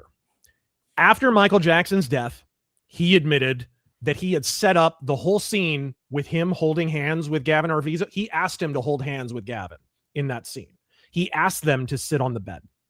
He asked them, and then he kept zooming in. It was very suggestive, right? Which is why everybody got weirded out. And this scene, this interview scene, is really where this comes from. It's why the 2005 court case happens. Martin Bashir, after Michael Jackson, after Michael Jackson's death, he goes on national television on ABC, and he memorializes Michael Jackson. And he says, in no uncertain terms, I'm aware that my documentary caused that controversy. I want to say, for the record, that I set that scene up and that I never saw a single thing that suggested Michael Jackson was behaving inappropriately with children. So the guy who filmed the scene that gave many of these people the impression that he had diddled kids on a bed or whatever, he was sleeping with a bunch of kids on a bed, flat out said that wasn't true. So if he can see that's not true, what additional information do you have that makes it, above reproach? That's right. That really kind of sews it up for me. And I don't know how many people are even aware of that. Well, that guy is basically worse than the Bigfoot video guy, if you think about it, by what he did. Yeah. Wade fooled around on Brandy Jackson with a certain 2000s pop star he choreographed. Case that is true. Wade Robson is the guy that Britney Spears cheated on Justin Timberlake with. But that happened later, actually. Wade Robson, he cheated on Brandy with Prince's wife. And it was really awkward because Wade goes to dinner. He doesn't realize Michael Jackson at the last minute invites him to go out to dinner. But he was with Prince's wife because they were fooling around on the sly behind Prince's back. And Wade's supposed to be dating Brandy Jackson, which is Michael's niece. So, but he can't turn down a dinner invitation with Michael Jackson. He doesn't get that many anymore because, they don't see each other that much. So he goes to dinner. He brings Prince's wife, and it's like the most awkward dinner in history. But Michael didn't, jump down his throat. He knew what was going on, and I'm pretty sure Michael probably told her. But man, that was a messed up situation. Nice guy, Wade Robson. Really, really nice guy. You get that impression if you watch my interview with Brandy and Taj. How does he have access to all these people? That's crazy that he's dating Jackson. Wade was a really good dancer as a kid. He got even better. He wound up choreographing NSYNC and Britney Spears. He was the choreographer. Choreographer rather. And but the problem was he never really advanced beyond that. And dude, think about, you cheat with Britney Spears behind Justin Timberlake's back. You have to think about, you're not just blackballed by Justin. He's got managers. He's got lawyers. He's got a production company. He's got people representing him. He just burned all those bridges too. That's what happened to Wade Robson. And that's why he's asking for money, because he's unemployable, because everybody hates his ass. And he shot himself in the foot with the Michael Jackson stuff too. So yeah, that too. He's aware of that. So he's like, oh, whatever. And he believes he's entitled to it too, because he's a freaking narcissist. All right, let's see here. Greetings from Costa Rica. Just doing my part, pushing the America first agenda. You mean America fist. Also, my pronouns are he. Godspeed. Thoughts on the N64 controller? Personally getting it for the new Star Fox. Oh, yeah, it's going to play on it, isn't it? Yeah, also, Mount Rushmore of N64 games. Godspeed. Ooh. Taryn, you got a Mount Rushmore of N64? Donkey Kong. Donkey Kong 64? Yeah, GoldenEye. Give me a second. There's a lot of good ones. Super Mario 64. And Star Fox? Ooh. Yeah, Star Fox. Star Fox 64? Yeah. I'd go, man, that's a tough one. I'd have to get a wrestling game in there, because the wrestling games on N64 were so good. WrestleMania 2000. Yeah, WrestleMania 2000. Donkey Kong 64. The World Is Not Enough. Perfect Dark. You got it? Did you ever play N64, Tom? N64 is actually one of the systems I never had. I think I went towards the PS around that time. I'm trying to remember the era of it. Now's a great time to catch up. Switch has a lot of these titles now. It does. Yeah. It does. Yeah, I should check out some of them. 64 though was an era I just kind of missed a little bit because, like I said, I think I jumped from Super Nintendo and Genesis into like PlayStation, if I remember correctly. Razor, you should definitely check out Dead House Sonata. It's a vampire game made by the creator of Legacy of Kain, Blood Omen, and you can tell they've got tons of voice acted lore, and it's in early access. It's got to be better than the new Legacy of Kain. The hell was that? Why don't you read a few? Can you discuss whether the accuser got details about the photos of Michael correct? If the accuser did get some details correct, then I would have some doubt. You're talking about Jordan Chandler in 1993, and actually, I have some stuff in a great big. Well, the short answer is he was not. Accurate. He was not correct. I mentioned this in my rebuttal. His description to police. And keep in mind, we have an affidavit that confirms this from a police officer. Confirms that he said that Michael Jackson was circumcised, which makes sense because Jordan Chandler and his whole family were Jewish. Michael Jackson's autopsy confirms he was uncircumcised. So that's a pretty major detail to get wrong. He did say that Michael had spots, but everybody kind of knew that at that point. Yes, if you spent any time around Michael in his personal life, you would know that he had spots all over his body. I think he'd already done the Oprah interview at that point too, right? Where that's kind of the point where he had finally said it out loud to the public. Yep. So and he had vitiligo and the lupus, I believe, too. If I remember correctly. It was. So his description was actually not true. And I'm looking for that, but I can't find it. But I do have the original documents, court documents. I have such a huge master file of all this stuff. But yeah, so long and short of it, he got it wrong. Yeah. I think the whole thing, the strip search and everything was really just an intimidation tactic against Michael personally to get him to settle. Well, and not only that, you had the LAPD who had, because that's who was it? Were they in charge of this, or who was in charge of this one? Yeah, that was the DA. Yeah, I was gonna say because they had also the OJ thing going on around the same time, and some other business.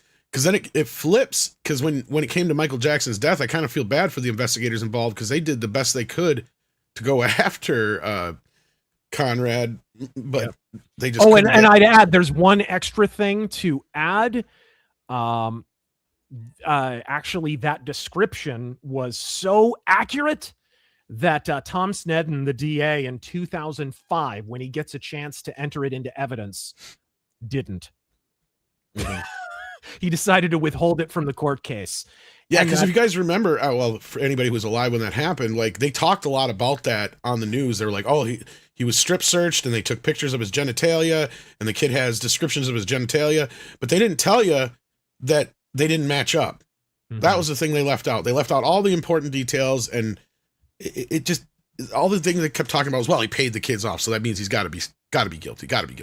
That's what everybody kept saying. Yep, exactly. I actually did find it. Hey there. Nice. There we go. There you go. Your description. Boy's information was so precise, he even pinpointed his splash. Yeah, there you go. And that he was circumcised.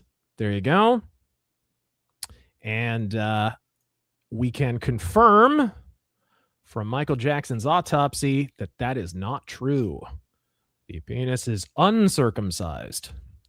So this is something that a lot of people don't realize. They think that 93 case was somehow more credible, but it was, I actually think it was the thing that helped. Even shittier than the 2005 case. Honestly, like 2005 was just he said, she said. 1993 was like, dude, they had already contradicted their own he said, she said before it even went into any kind of litigation. In fact, they didn't mean for it to be a criminal trial. They just intended to extort money. The only reason there were criminal charges was because Evan Chandler takes his son to a psychiatrist to sort of bolster his case, to say that he was diddled. And he's such a retard. He doesn't realize that therapists in the state of California are required by law to report that to police. And so it gets reported to police without them wanting it to. and it winds up being a criminal case, and they lost their shit from that point on. They were lucky to get any money out of that because they really screwed up. They really, really screwed up on that. All right.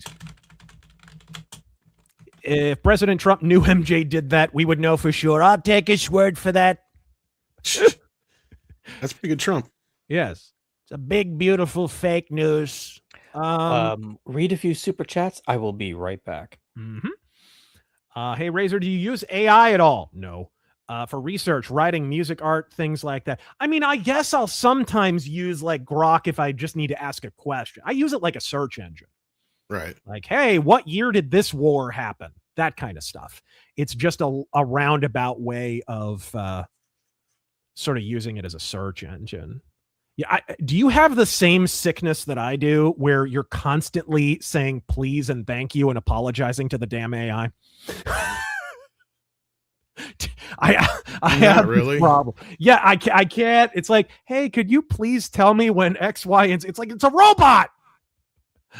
All right. It's at least I kind of treat it like a robot.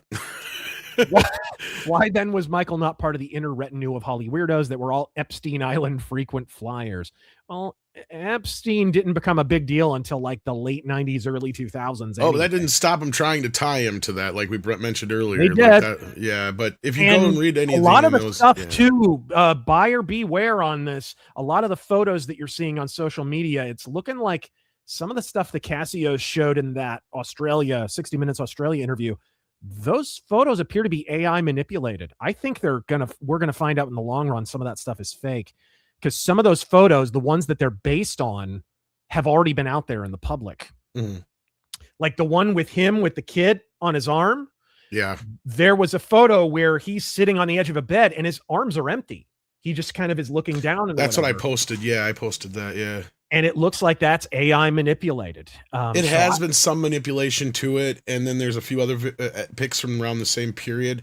Because the thing is, I think he was showing off his vitiligo, or he was showing off some dance moves or something or other. And they just managed to, yeah. Why, Taryn, you got a new hat. Did I? You're like Malibu Stacy. Ah. You have no idea how that hat is the bane of my life. I have probably the world's crappiest Michael figure, and the hat does not fit. Oh, and it falls off constantly. Constantly. Now, when I set this down, it's going to fall off. You watch. Are you like me? You wish Michael had done more acting? Yes. Well, that's the sad part, is he's a much better actor than people gave him credit for. And I think that was one thing I think he was well aware of, was his overexposure. Like, if anything, him being Michael Jackson, it kind of pushed him out of being able to be in a lot of movies because he was Michael Jackson. Yep. That's the problem. As soon as he shows up, that's why he only worked in like cameos, like the Men in Black stuff. But like, I mean, he came most people don't know this. He came really, really, really friggin' close to being Spider-Man. Yep. Yeah. He was in talks to buy Marvel Comics at one point. Yeah, there was that too. And he could have cast himself, for crying out loud. He could have basically, yeah. And I mean, he really wanted to be in Batman. He was going to be a part of that soundtrack, but unfortunately, I think there was a conflict of scheduling. So, to Prince's here we go. Favor. I heard about this. I don't know if you heard about this. Do you follow Andrew Klavan at all? Not sure. I might. So, did you see Andrew Klavan's new video reviewing Michael, where he believes there's a large amount of evidence proving he's guilty? Oh, no, I don't. Compares the trial to O.J. Simpson, shaking my head. What? This has to be said for all time. The Michael Jackson situation is the exact reverse of O.J. Simpson. Yes. O.J. Simpson had a criminal trial, got away with it because they were able to establish reasonable doubt. I do think he was guilty. And then they had a civil trial. And because of that, they were able to kind of adapt their case, and surprise, surprise, because they were able to litigate it again, they won, right? He lost. Michael Jackson was the other way around. California, for some absurd reason, allows civil cases, if they've been filed first, to go ahead of a criminal case. So if you defend yourself in the civil case, you're giving away your defense in the criminal one. So if you're Michael Jackson, you're like, okay, do I want to lose money or do I want to go to prison? So I'm going to go ahead and pay this family off. They can keep cooperating with police, and I'll defend myself in criminal court, where the stakes are me going to prison. That's what happened with the 1994 settlement. What happens? As I said earlier, the family never wanted it to be a criminal case to begin with. They just wanted money. So they take the $22 million or whatever it was. They skip town. There is just a cloud of dust where the Chandler family was because all they ever wanted was money. They did not have to stop cooperating with police. In fact, I have copies of the original settlement that say in no uncertain terms, they are allowed to continue to operate on behalf of the police or cooperate with them. In fact, I think I have it right here. Yep, there you go. They were allowed to continue cooperating with police, but they decided not to. Which is why it's so disingenuous for Tom Sneddon after that to continue trying to push this boulder up the hill. He's a cold man. He is a cold man. All right. Or was that Dom Sheldon? I don't remember. right. Was that really what it was? Yeah, everybody knows. Come on. Michael is like the most transparent. This is one of the reasons why it's so hard to believe he's guilty, even though like all these things are stacked up against him. It's like he's the most transparent individual in the world. Dude. All right. Cool. Let's see here. If you want to skedaddle, we're going to move on to some other stories.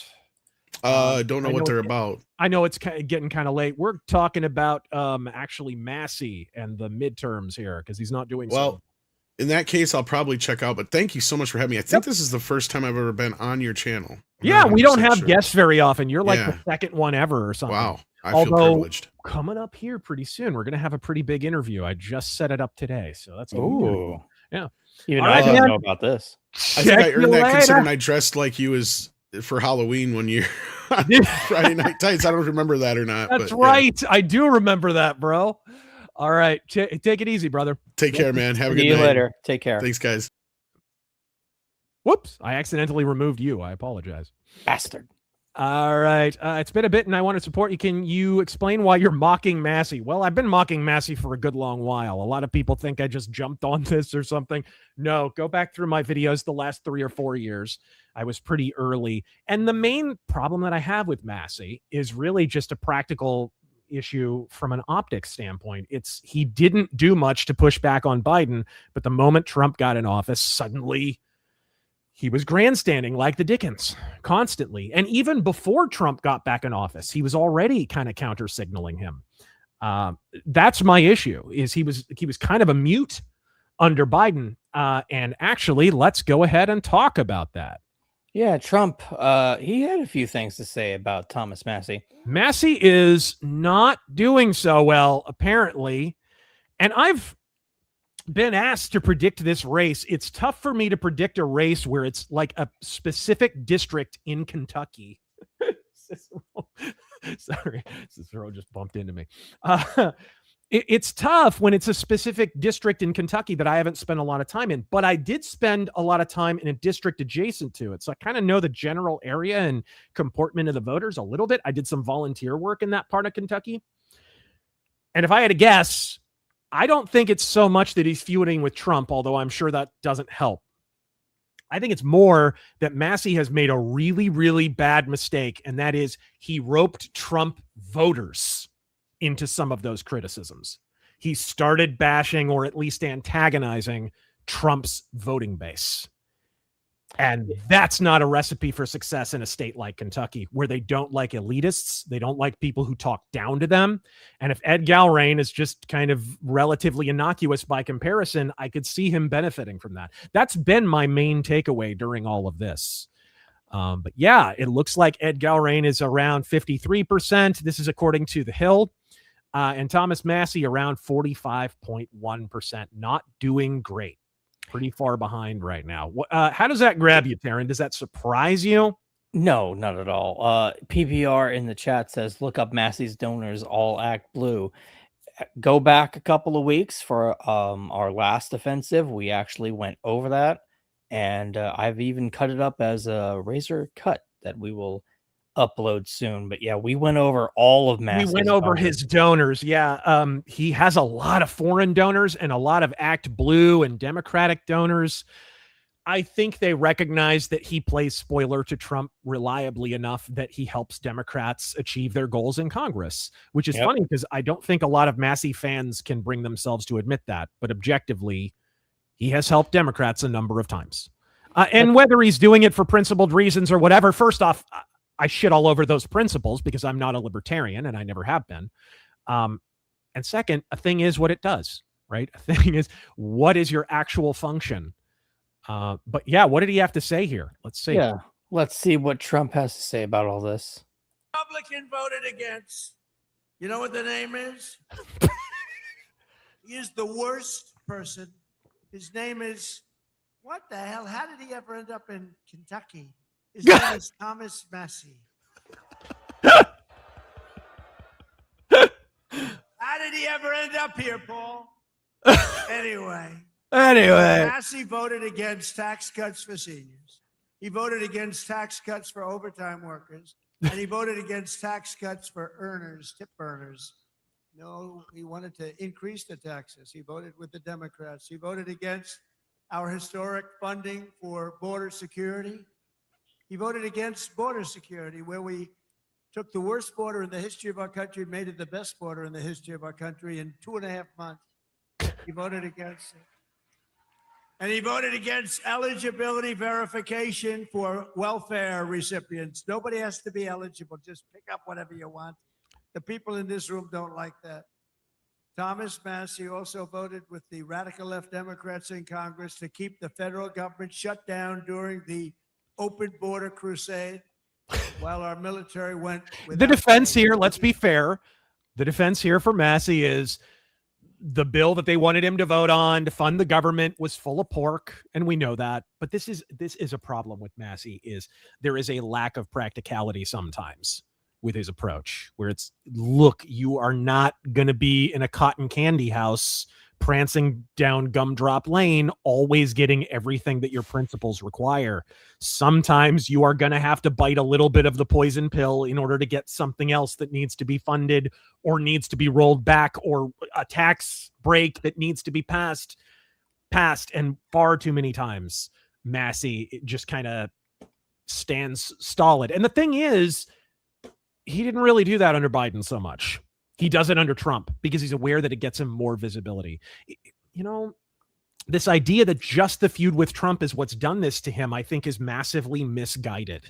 It's kind of, I heard many of the same arguments around Marjorie Taylor Greene, and I was fully persuaded, as I said many times back then, that her wounds were mostly self-inflicted. I don't know. How do you feel about where Massie's at, where he finds himself, and how much Trump himself has actually contributed to this? Because I think these are kind of self-inflicted wounds for the most part. I've said this before. He comes off as one of these people that's like, Trump is going to go away one day, and now is my time. I'll show that I can rise. And, oh, Trump's, not that great after all. He's self-signaling. He wants to run. This does need to be mentioned. NTR Uncle. I looked this up myself. A brief tally of his Twitter feed shows he didn't mention Epstein. He mentioned him like once in 2022. He mentioned him like once in 2020. Virtually never mentioned him. Then all of a sudden in 2025, boom! Dozens and dozens and dozens, over 100 mentions of Epstein. I don't know. I think he found an issue that he could latch onto, and I think it helped him for a while. But then I think it became a little bit of a double-edged sword when a lot of the Epstein stuff kind of didn't pan out in a way. He likes to beat his chest and say he exposed a lot of diddlers. But you ask him to name those people, and he mostly named innocent people. Remember that little episode we talked about that week where he named like 3 or 4 people who it turned out had nothing to do with Epstein and whatnot. It was just very much for optics, I think, and to build his brand. He was having difficulty maybe distinguishing himself. He was sort of in the shadow of Rand Paul. Okay, you're out of his shadow, but there's a bright light that casts that shadow, buddy. I don't know. It's the same with a lot of these fucking old GOP, old neocons. Trump's in office, and they're trying to make their name off of him, thinking that they're the next big thing that's going to come along. And it's just not true. It's not working. Yeah. I'm in K4 and Massie is done, he says. It's good to hear, by the way, if any of you are in Kentucky. I appreciate actually hearing from you. I agree with him regarding AI PAC, I assume he means. That's the America-Israel PAC. But people see through him. He started with help from McConnell and campaigned for him in 2020. Exactly. He's suddenly like purity testing a bunch of people. But again, where was all this piss and vinegar when Biden was president? Where was he? He was happy to work with rhinos then. I mean, flat out rhinos, not even Trump. And again, Trump has, if you're a libertarian, even a principled libertarian, you would have to acknowledge that Trump has given you more wish list items. Oh, anyway, so welcome to the Taryn Show starring Taryn. I'm so sorry about that. Damn it. You would have to acknowledge that I accidentally backspaced there. I was gesticulating so hard I pulled a Mussolini and karate chopped my backspace key.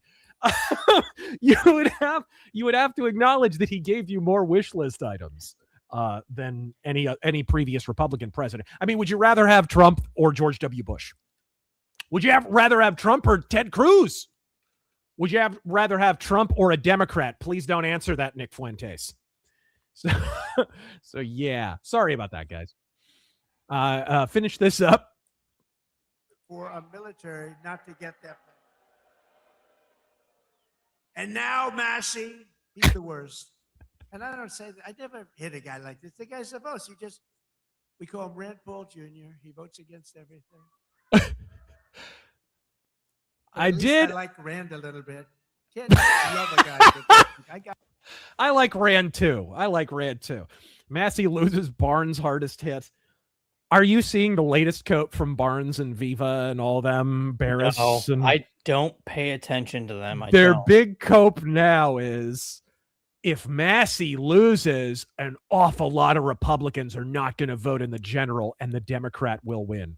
In K4 in Kentucky. Like the reddest freaking district in the entire country. Oh, yeah, the Democrats going to cruise to victory. That'll never happen, but I could see Massie being a big enough bitch to endorse the Democrat. I could see that. How can they? I don't understand. Someone please make me understand. This guy, it's what you've always called the mono party. It's just like everyone's shaking hands and wheeling and dealing behind the scenes. How does someone vote for that? Support that? Yeah. I don't get it. What's your read on Cat Williams hinting at MJ being weird with kids? He was being a hacky comedian in the mid 2000s. So everyone. So Massie trails Trump-backed Gal Rain in Kentucky House GOP primary. Goodness gracious. Again, self-inflicted wounds. And I really think you notice Marjorie Taylor Greene having a meltdown about this. I really do think I was a little dubious on the people who said, oh, she intends to run for president with Massie at the top of the ticket or vice versa. I really think they might have been correct at this point. She is entirely too invested in this. I think she thought she would get to kind of do what Pence did in 2020. Oh, I get to be the principled guy. So when the entire country is sick of Trump, I can swoop in and save the day. That makes no mistake. That's why Mike Pence backstabbed the way that he did. And how did that work for Mike Pence? Dude, the Trump curse is real. It is very, very real. I think they're going to win by stabbing him in the back. And I don't understand that level of stupidity. That's unreal. So I think most of these wounds are not so much because of the feud with Trump. It does not help, but mostly it's because he has antagonized. Again, not heavily, but he's come way too close to antagonizing Trump voters. And doing that in such a pro-Trump area as Kentucky, I think is just a massive mistake. Massive mistake. Again, if he manages to somehow pull it out, it's going to be way too close. But I mean, shoot, this vote is what, on Tuesday? Something like that. So, like, he doesn't have much time. It's soon. Hey, Razor, any plans for more Shadow audiobooks? I'm working on one right now, so Godspeed. And in fact, it's pretty far along. Can you do a video on Trump's actual goals with Iran, i.e. strangling China's oil, Venezuela, Russia, coming back to dollar oil trade, Iran, Trump meets Xi? Yeah, I mean, there was another story we're not going to talk about today, but during the negotiations, I think as a gesture of good faith, Trump let through a couple of Chinese oil tankers through the strait, which again, tell me again that Trump doesn't control the strait. He just let Chinese tankers through. I maybe should, or maybe we should devote a whole podcast to it, talking about the goals in Iran. Yeah. I am dubious on some of them. I personally am not a big fan of how he's been scuffling his feet a little bit over the last several weeks. It doesn't feel very definitive. I think maybe one of the reasons is because he knew this diplomatic meeting was coming up with Xi Jinping. I hope that's what it was. So he had to keep a little bit of a holding pattern heading into those. But I don't know. I think you're going to do better in the midterms if you just rip the damn Band-Aid off, get Pahlavi in there, and then you can deal with the fallout, absorb the hit, and then move on. I think that's the best thing to do from a domestic politics standpoint and from a world geopolitics standpoint. That's my personal opinion. Massie's bad for the team because of his arrogance. He could get what he wanted while not antagonizing MAGA, but he won't. And his fans are annoying. That is one thing. He is massively annoying. All right. Massie wanted Trump to apologize for the ape video. Oh, God. You remember the ape video? Right. It wasn't even an ape video. It was a Serengeti video, and there happened to be apes in it. Like, there were politicians who were giraffes and shit. Yeah, and it was just poorly. Of course, people only showed the ape part. They didn't show the parts before it, and most of them didn't show the parts after it. Thank you for the 50. Again, I would love for you guys to stream the Mega Man Battle Network and Star Force games and Far Cry 3, especially since the guy who voices the villain in that game is going to be playing the Scorpion in the new Spider-Man movie. I like Scorpion. Yeah. Underrated villain. Spider-Man has a good rogues gallery. I think second only to Batman. Do you know? Batman, Spider-Man in terms of rogues gallery. Do you know the definition of insanity? An old Vulcan proverb. Only Trump can go to China. Yes. Oh, yeah, I remember that. Thanks for the well wishes and prayers for my date. It went well, and we're having a second date Saturday. I even got a kiss goodbye. Way to go! We'll turn the RazörForce from the sexless mess that they've been for all these years yet. Godspeed. Getting really sick and tired of the H virus scare. I don't think it's going to take. What about you, Taryn? No, specifically because the hantavirus isn't that contagious. It's not that contagious. It's too obvious that it's in an election season. Yeah. And COVID is too fresh in all of our memories. There's too many people in this country who would say fuck off. And I don't think Trump would countenance any attempt at a mass lockdown. I don't think he would make that mistake again. And that is legit criticism of his first term. Over under, if Massie wins, will Robert Barnes say the seat will go blue this November? He already kind of did. I mean, the dude thinks the South Carolina Senate is going to go blue. I don't know about the South Carolina race, but the Kentucky race going blue, I don't think is even a possibility. And I agree Galrain is a little bit of a stick in the mud. He's not exactly a scintillating candidate, which should tell you a little something about the antipathy that Kentucky voters feel for Thomas Massie. This is a danger when you start sort of grandstanding. My original criticism of Massie was that he was basically just grandstanding, knowing that he wasn't really going to make a major difference, but essentially just trying to make a name for himself. And it was really obvious that was his strategy. And it's like, okay, but it's a double-edged sword because your local voters are going to see you reaching out to have a national name and ignoring them. I think that's part of it in Kentucky is, again, he's starting to feel like an elitist. And Kentucky voters, not a big fan of that in my experience. I sent a $100 super chat on the Star Fox live stream. It wasn't read in that stream, and I'm wondering if y'all have gotten around to it in this stream. Did we really not get to a 100? That was a really big, busy stream. It's possible. Write their name down, and we'll get to it tomorrow. Scroll back because I just lost it. All right. Scroll back and try and see that. Hey, your kitty's pregnant. Godspeed. Godspeed.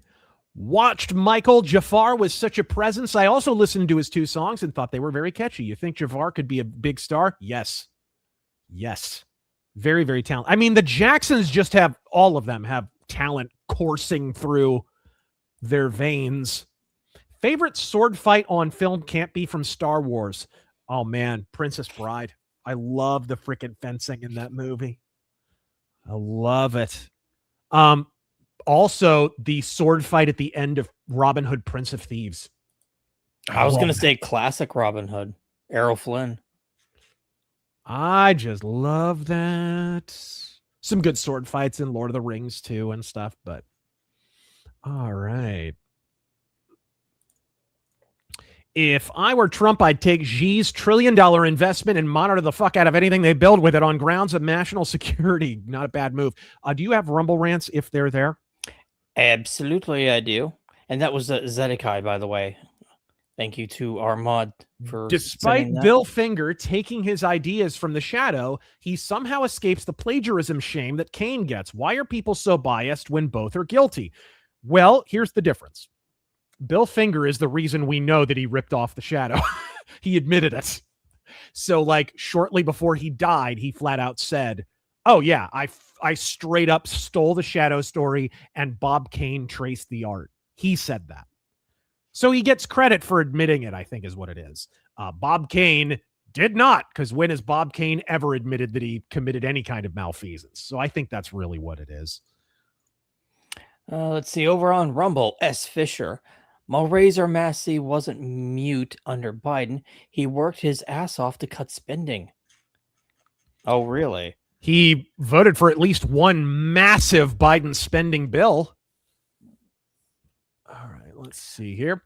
More new from Daily Gondor. Hateful Aragornist mob cheers a statue honoring orc rights activist Gothmog Floyd. Torn down in purge of orc artistic installations by Puruk Plunder Pouch. The Daily Gondor has to be a real fucking newspaper Dude, or something. Bro, you owe it to yourself. You need to open a gimmick account on X of the Daily Gondor. It'll be gold, Jerry. Gold! Oh, I would also love you guys to stream the first 2 Metro games. Okay. Let me read a few more. Hex. Please Will do. Razor Fist make $5? And then he gifts a subscription. Hey, Godspeed. So thank you for gifting that sub over on Rumble. Right on. I am irrelevant. Hello, Sir Razor Feast. I am asking your most Caucasian self to be leaving your stream unlisted instead of private when it ends. I love listening to this at my sawmill job. Many thankings, you sir. We shouldn't have a problem. We'll just be able to edit out the early stuff, so it should be okay. You know, believe it or not, the thing that always gets us is the damn air raid siren. Apparently, some shithead rapper has put that in a song. It is a public domain sound effect. Put that in a song, and he's copyright claiming anyone who uses that air raid siren sound effect. What prick? Dude, YouTube is a clown show. Dude, YouTube is a dystopia for Dustin. Due to recent events involving a certain principled Abe Lincoln supporter, what do you think about releasing a part 2 to your Abraham Lincoln backburner vid? That's a good question. I kind of did a part 2 a little bit. When Nikki Haley made her comments about Abraham Lincoln, I added some of the stuff that I had left out, but I do still need to make a proper Abraham Lincoln video about his corruption, because it's an element of my video that I didn't talk about. He was a corrupt railroad lawyer, and when he became president, he enriched himself through his connections in the railroad industry. So as president, he was glad-handing and making all kinds of money on the sly by abusing his position. And it's something that very few people talk about with Abe Lincoln. He was maybe one of the most corrupt presidents ever. Really does need to be talked about a bit. Daily Gondor is already a thing on Instagram. Is it? Well, okay. Did you ever see the Resident Evil 2 Michael Jackson mod? Yes. Also, can we get a Greta Thunberg impersonation? I shouldn't be here. I should be in school. You have stolen my childhood with your nasty words. How dare you? How dare you? I shouldn't be up here. I shouldn't be up here. Yeah, because you're like 25. That girl was pretending to be like 13 into her 30s. This girl's got crow's feet. She's on like her third kid. And her parents are like, yeah, we'll just keep pretending she's a school kid. It's the creepiest shit ever. Did you ever listen to any Janet Jackson songs and thoughts on her career? I love Rhythm Nation. She's great. I felt like she's an icon in her own right, but not as big as her brother. She is an icon. She is an icon. Actually, you know what? People say, what would have happened if Michael Jackson had lived? The thing that I worry about is he might have been like Janet Jackson, just kind of gone underground and disappeared for a while. That's what I would worry about. But I think he was poised for a comeback when he died. Michael is bad. He's invincible. He's dangerous. Totally off the wall. A smooth criminal even. Godspeed. Oh, one of those was not an album title. Plus, I think you might enjoy the Movies We Love segments they do on Pop Culture Breakdown, okay? I assume that's a Doomcock, or... All right. When are you going to release your Jonestown video? Good question. You know what I'm looking for is a really good book on it first. I know a lot about it already, but I'd like to supplement it with a really good source first. All right. You see that concealed carrying Marine vet stop that 20-time repeat violent felon a judge released after shooting at cops before? Dem policy failure squared. I hadn't heard about that. I did see that. Dude had like, I don't want to say it was an assault rifle. It looked almost like an SMG, but it was single fire. And he was just shooting random things in the street, and cops finally had to take him down. No, Patrick, you can't copyright an air raid siren. I was actually going to make a Daily Gondor gimmick account, but sadly someone beat me to it by several years. I'll have to think of something else, right? Maybe Star Trek? All right. I meant to be more clear. I think Iran is about cutting China's oil to prevent World War III. I do too. I've mentioned that many times. And restructure the world order more than manukes. He can't say it, though. Well, I pointed out the Chinese connection, the fact that basically every country we've moved against in the last year and change has been a proxy for China. And Iran is one of the biggest ones. Thoughts on the newest Venom album? I thought it was good musically. Any chance of a Venom mythos? And if so, would you include Venom Inc.? Yeah, I probably would, because they only have the one album, maybe two. And I love Venom Inc. They're really, really good. Venom have so many albums. All right. You're both amazing. My top 3, 80s metal, DS9, MJ, KOP. I don't know what that means. Oh, King of Pop, of course. The king of rock, pop, and soul. Massie finally made all the Hilljacks mad. Now they want nothing to do with them. Man, you make the people out in Kentucky, out in the hinterland there, pissed at you that you're dead to them. You are dead to them. The altered image of him on a bed, he's talking about the Michael Jackson bed photo that I was discussing earlier, was released after the Daily Mail article. Yes, and you need to be careful of that because the Daily Mail were also the ones who released the fake photos from the Neverland raid in 2019. You remember that, Taryn? With the magazines on the coffee table. Yeah, the kid who was like wearing a noose and all the real creepy photos of children and whatever. And it turned out that the photos were actually, they were grainy and they were fakes. They were from a book that wasn't even released until after the Leaving Neverland raid. They had been taken from a photography book. And basically Daily Mail released that fake article because they were paid to, we speculate, by the lawyers for Wade Robson and James Safechuck. So be wary. Radar Online, Daily Mail, those two right there, don't believe a damn word. They are full of shit all the time, especially on Michael Jackson. They literally take money to push fake stories. In fact, I think I saw an Erica Kirk fake story that they pushed, and I wonder who paid them to put that one up. Huh. I wonder.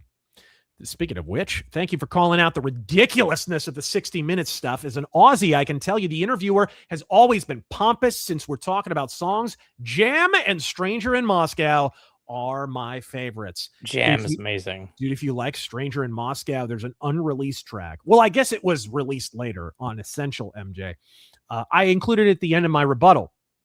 We've had enough. It's like a combination of Who Is It and Stranger in Moscow. Just mash those two together. It's freaking great. Absolutely great. Suggesting Writers of Rohan. All right. Would you ever do a series correcting the record about Alfred Kinsey and tell the truth about what a liar and sleazy was? That's a good idea for a video. His eyes are not mine. They're not. Feminists act like Devil Wears Prada 2 is a blockbuster. Dude, they are pushing that movie so hard. They are pushing Devil Wears Prada 2 as hard as they were trying to sandbag Michael.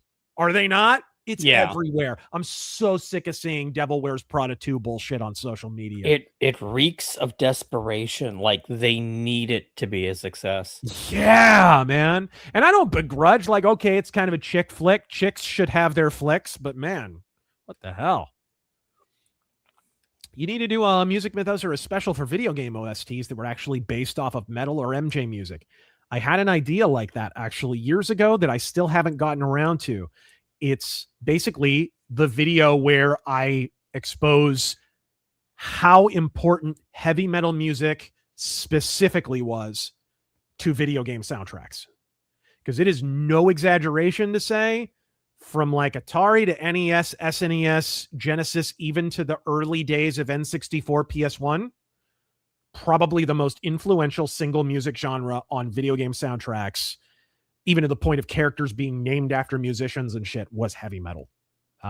All of the composers, especially in Japan, were influenced by heavy metal, and in a big way. And some of the ways in which they were influenced are blatant. I mean, copied songs from Deep Purple and Rainbow and Judas Priest and Iron Maiden. Some of the most famous video game soundtracks of all time are basically just copying classic metal. And I've always wanted to do that video because there's a lot of hipsters in the video game essay space who hate heavy metal. And they're all clowns, because how can you be a video game fan, especially of retro games, and hate metal? You're literally listening to heavy metal in 8-bit form 90% of the time. So I've always wanted to do that one. Let's see. Please rebuke the Ultimate Warrior lies next. Russo is a warrior guy too. Thank you for standing for the truth. Godspeed and MAGA. I'd love to do that. Ultimate Warrior is still one of the most defamed people ever. Funny how all the people the media told us to despise years ago turned out to be pretty decent. Almost like the media has always been the problem. Yeah, it's interesting, isn't it? I mean, for a lot of us, we got red-pilled watching how the media treated Michael. My state, Alabama, is getting the F-14s, but also getting bombs planted on the base of our dams for some reason. The Canadians are mad, I guess. Godspeed. I want to like Massie over his opposition to the government car kill switch bill. Had 200 Dems and 50 GOP supporters will spy on you and turn. I agree with that. And it deems you at a DUI, but he makes it so hard.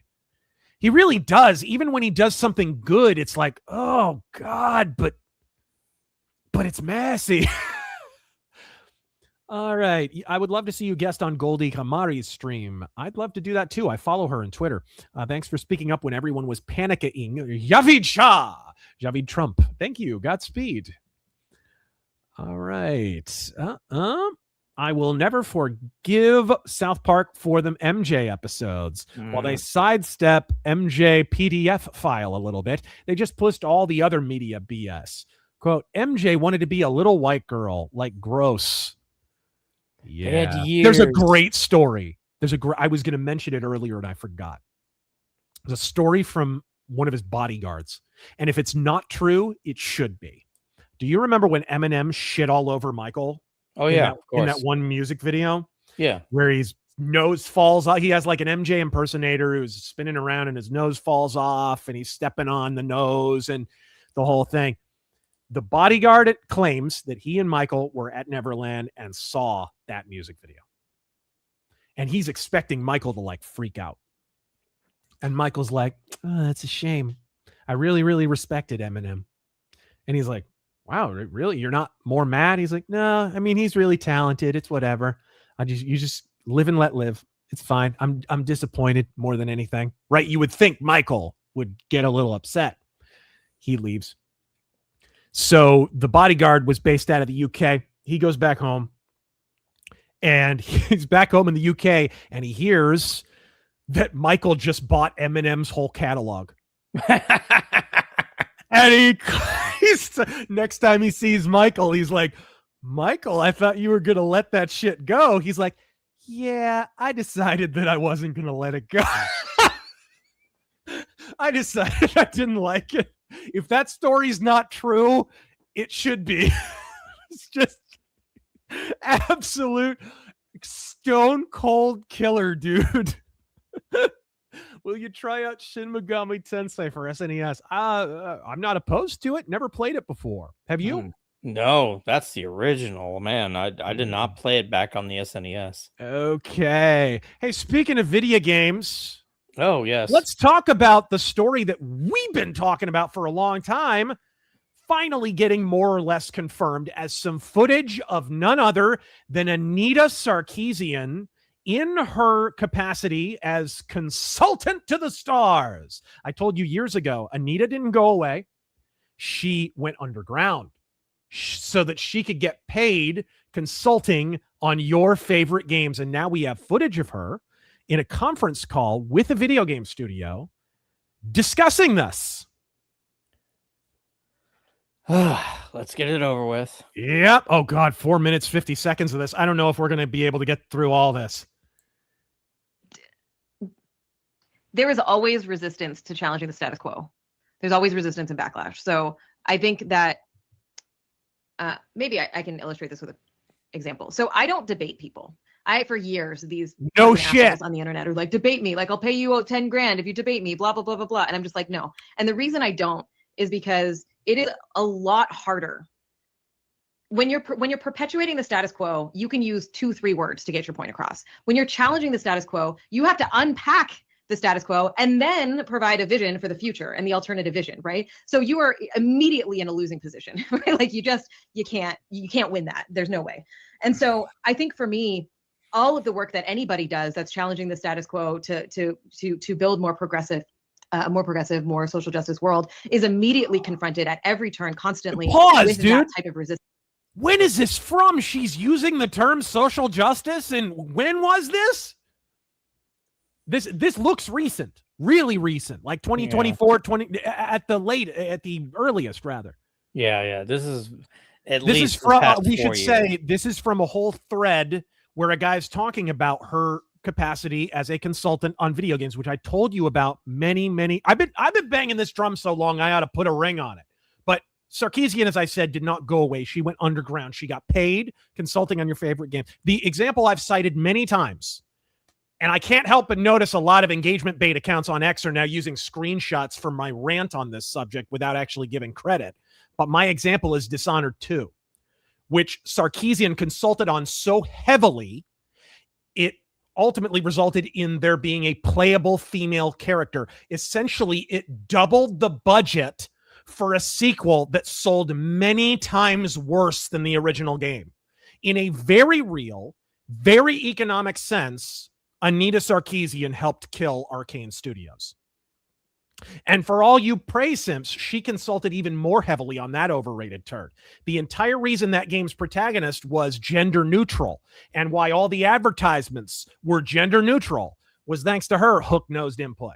So she's been around, guys, and we've been banging this drum for a really, really long time. It is nice to have some confirmation, though. This is apparently a conference call. She doesn't even, get this, she doesn't even have to go on site. She just does a conference call over Zoom or whatever the fuck. Yep. Go ahead and play it. It's a lot of like, how do you phrase things in a way that is accessible to the largest audience possible while retaining the core of what you're trying to say without dumbing down what you're trying to say, right?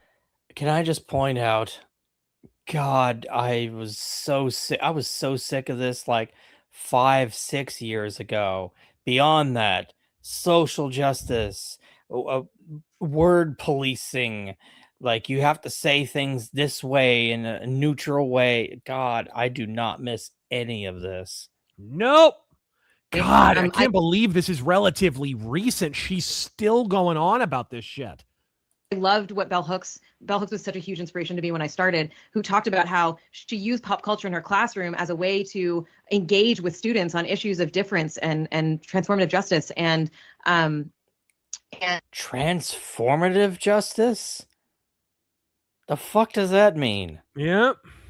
And that she used accessible language, but she didn't ever reduce the she didn't ever like simplify what she was saying, right? It's not like she had to make her concepts and her theories less intellectual. She just figured out a new way to say it. And I think for me, in the bulk of my work in the past has been a lot of like, how do I phrase things in a way that I can get the most. A lot of your work in the past has been you starting a podcast that gets shit canned because 10 people watch it, and most of them were just watching it for e-drama purposes. That's your work in the past. Okay, so she's an entertainment consultant. When you break it down, yes, it's video games, but video games are an entertainment field. When Anita Sarkeesian had a chance to create her own entertainment property, it was a podcast. It went bankrupt. So a woman is consulting on entertainment properties who is incapable of creating an entertainment property herself. Take away all the social justice stuff. Let's just focus on that for a moment. Fuck, dude. Go ahead. To get on board, right? I spent a lot of time thinking about, there's this concept called the spectrum of allies. It's kind of like a half circle. And over here you have your closest, most ardent allies that will always be on board. And over here you have the people that want you to die and hate you and think you're the worst ever. And in the middle you have the people on the fence. And I spent most of my career talking to these people, right? Because they're the people who could go one way or another, and that can create a larger sort of. Where did those people go when you launched your podcast? You remember this, right? She closed down her podcast and declared bankruptcy. Yep. Jesus. Go ahead. Talking about building a critical mass. And for them, there's a specific kind of language I would use to talk to them versus talking to people that are already on board, and I can use all the internal lingo and all the academic speak and all that kind of stuff, right? It's the preaching to the choir model. So I don't know, that might have been a tangent, but I think about that a lot in terms of what are the challenges, like, and even in your workplace, right? You think about like, if you're trying to make change, or like, thank you for speeding this up, by the way. You're welcome. I appreciate it. Yeah, I put it on 1.25. I was wondering if you'd noticed. I appreciate it. Have to think about how you present your message and how you talk about stuff. And you also have to understand that people are going to find you when they're ready. So you're planting seeds, right? Like, you're just like, if you share a little snippet here and there and somebody argues with you and whatever, and they come back 2 years later and they're like, oh, fuck, I know what you were talking about now. This happens to me all the time. I get so many messages. Okay, back up. You like how all of this is just about her? Yeah. All of this is about, like, how can she insert herself into this? She's consulting here while she's talking. Back out of the video for a moment and scroll up in that thread. Oh, I don't have it. He talks about how this is from. I'll get it here in a second. Yeah. All right. Jack White, of course, Anita's going to double down on her BS, because if she actually looked into where the ideas she likes to champion in reality originate from, some of the biggest freaks and weirdos and mentally ill peoples of the 20th century. So, in other words, communists. Yeah, we all know. Godspeed. Yes, Miss Sarkeesian, believe in your own justice. So if you read that thread, he talks about how he received a bunch of messages from people at these studios lamenting that they were being forced to implement many of these things. So essentially, she's getting paid to scold a bunch of developers. Now, mind you, I don't think they had to twist many of these developers' arms, because as I've pointed out many times, a lot of the video game industry based out of cities like Seattle, San Diego, these are not Montreal. These are not exactly Republican burgs. But yeah, she's delivering an entire lecture on this. Oh my God. Yeah, it's a whole thing. I read the entire thread, by the way, but he received a lot of feedback from developers, and that's, of course, how he got a hold of this footage, who are complaining about being forced to implement a lot of this stuff. And this is objectively what killed studios like Arcane. Objectively. They implemented these ideas. And for the people who are like, I don't remember any gender-neutral stuff in the Prey, it's in the ad campaign, dude. Watch the very first reveal where the freaking developers are being interviewed about the game. They won't use male or female pronouns to talk about you, the main character. This was by design. They wanted to kind of have you be able to pick a gender without explicitly saying guy, girl. And this was an idea from the very beginning that Sarkeesian came up with. And I pointed this out many, many years ago. This is something that I talked about in one of my old Sarkeesian videos. In fact, there's footage of it in my video if you want to go back and check it out. Her eyebrows are driving me crazy. Yeah, she looks like she's headed to the bingo hall. Yeah, those are drawn on. Yeah. There's a circle in hell for those who corrupt art. Can Comedy Central give her a talk show already? All right. Yeah, can't. Little cancel culture causes snort Keesian. Nina's still a little mad she wasn't named Karen at birth, right? Even for pushing this neo-commie direct, why is this idiot still even pushed if it's just caused nothing but if it's only caused nothing but flops? Virtue signaling, I suspect also ESG funding probably comes along for the ride. She's going to have her own Sweet Baby Inc. style. She does. I mean, I think she predates Sweet Baby Inc. in this capacity. Anita was a symptom, not a cause. Yes. Those symptoms are the annoying and obnoxious things that get all the focus. Exactly. Have you guys ever played the YS series? It's a game series where you play as a kid named Adol Christian who's going from place to place looking for different adventures. I don't. I've heard of it. A lot of them. Yeah, me too. I've heard of it, but I never played it. I forget if it's called Wise or Yees or how they pronounce it. Yeah, I have no idea. SMT, a dungeon crawling RPG with a mixture of dark sci-fi and the occult. I think it might be interesting for you to try out. It inspired Pokemon. Oh, Godspeed. Evil sure does make one develop jowls, don't it? You stop that. Cicero has huge jowls, and he's a good boy. I wish there was a voice mod pack of Razor Fist for XCOM 2. Fuck you, I was right. Nice.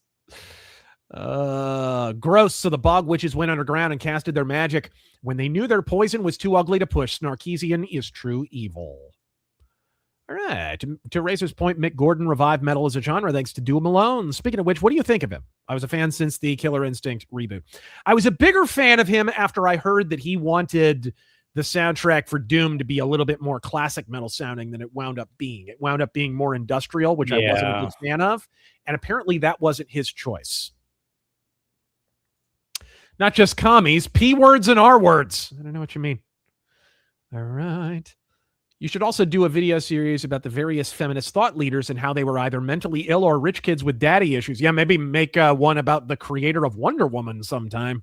That's an interesting rabbit hole. Oh, boy. 30 plus years of these accusations and not a single conviction, yet the narrative remains. At what point does the Jackson estate say enough is enough and push for dismissal with prejudice?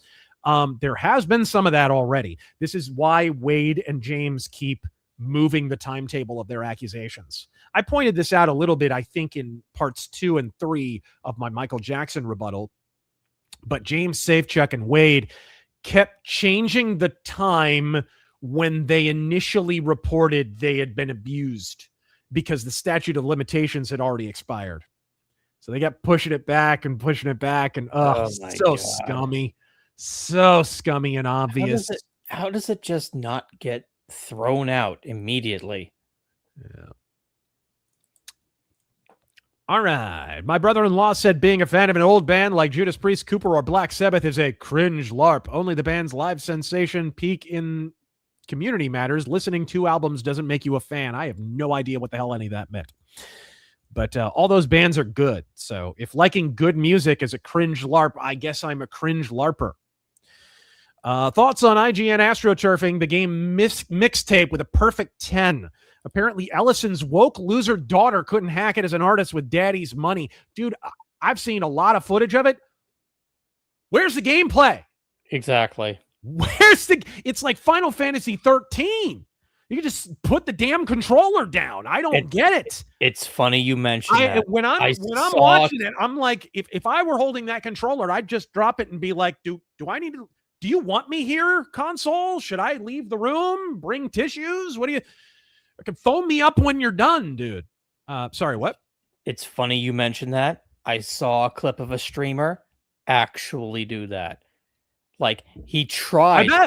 He actively tried to get, like, they're riding in a shopping cart or something, and he's trying to get them to crash or whatever. He can't. So he just puts the controller down, and the game for the next minute and a half plays itself. Yeah, absolutely. Yes, I have. Thank you. Godspeed. And I already said I'd like to do that. Rebuke the Ultimate Warrior lies. Godspeed, sir. Yeah, I don't know what that means. Godspeed. I love the Genesis Sonic games and their background music. So glad to hear Michael Jackson is confirmed for working on 3. What about 2, though? Any word on what he did there? I believe it was just 3. Yeah. One of the reasons he worked on 3 was because he liked the soundtracks for Sonic 1 and 2.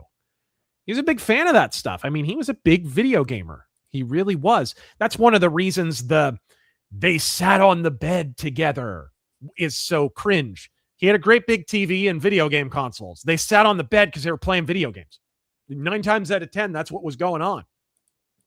Or they'd be watching movies or some shit. In fact, I just watched my Taj and Brandy Jackson video last night, and they were talking about that. Like, we just sack out on the bed and watch movies and eat popcorn or play video games on this great big screen or whatever.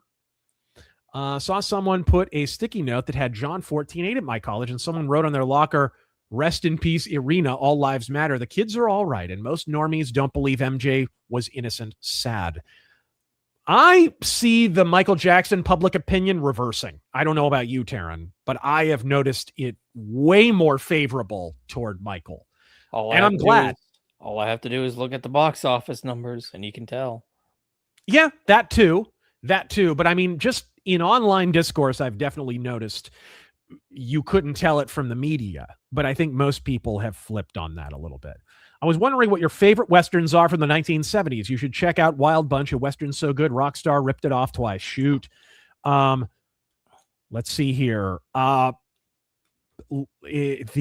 third, have a nice funeral, my friend. Sartana will pay, is from like 1970 or 71. It's like the third one. The one where he has the mustache is really, really good. And High Plains Drifter, The Outlaw Josie Wales. I mean, those are the ones that immediately come to mind.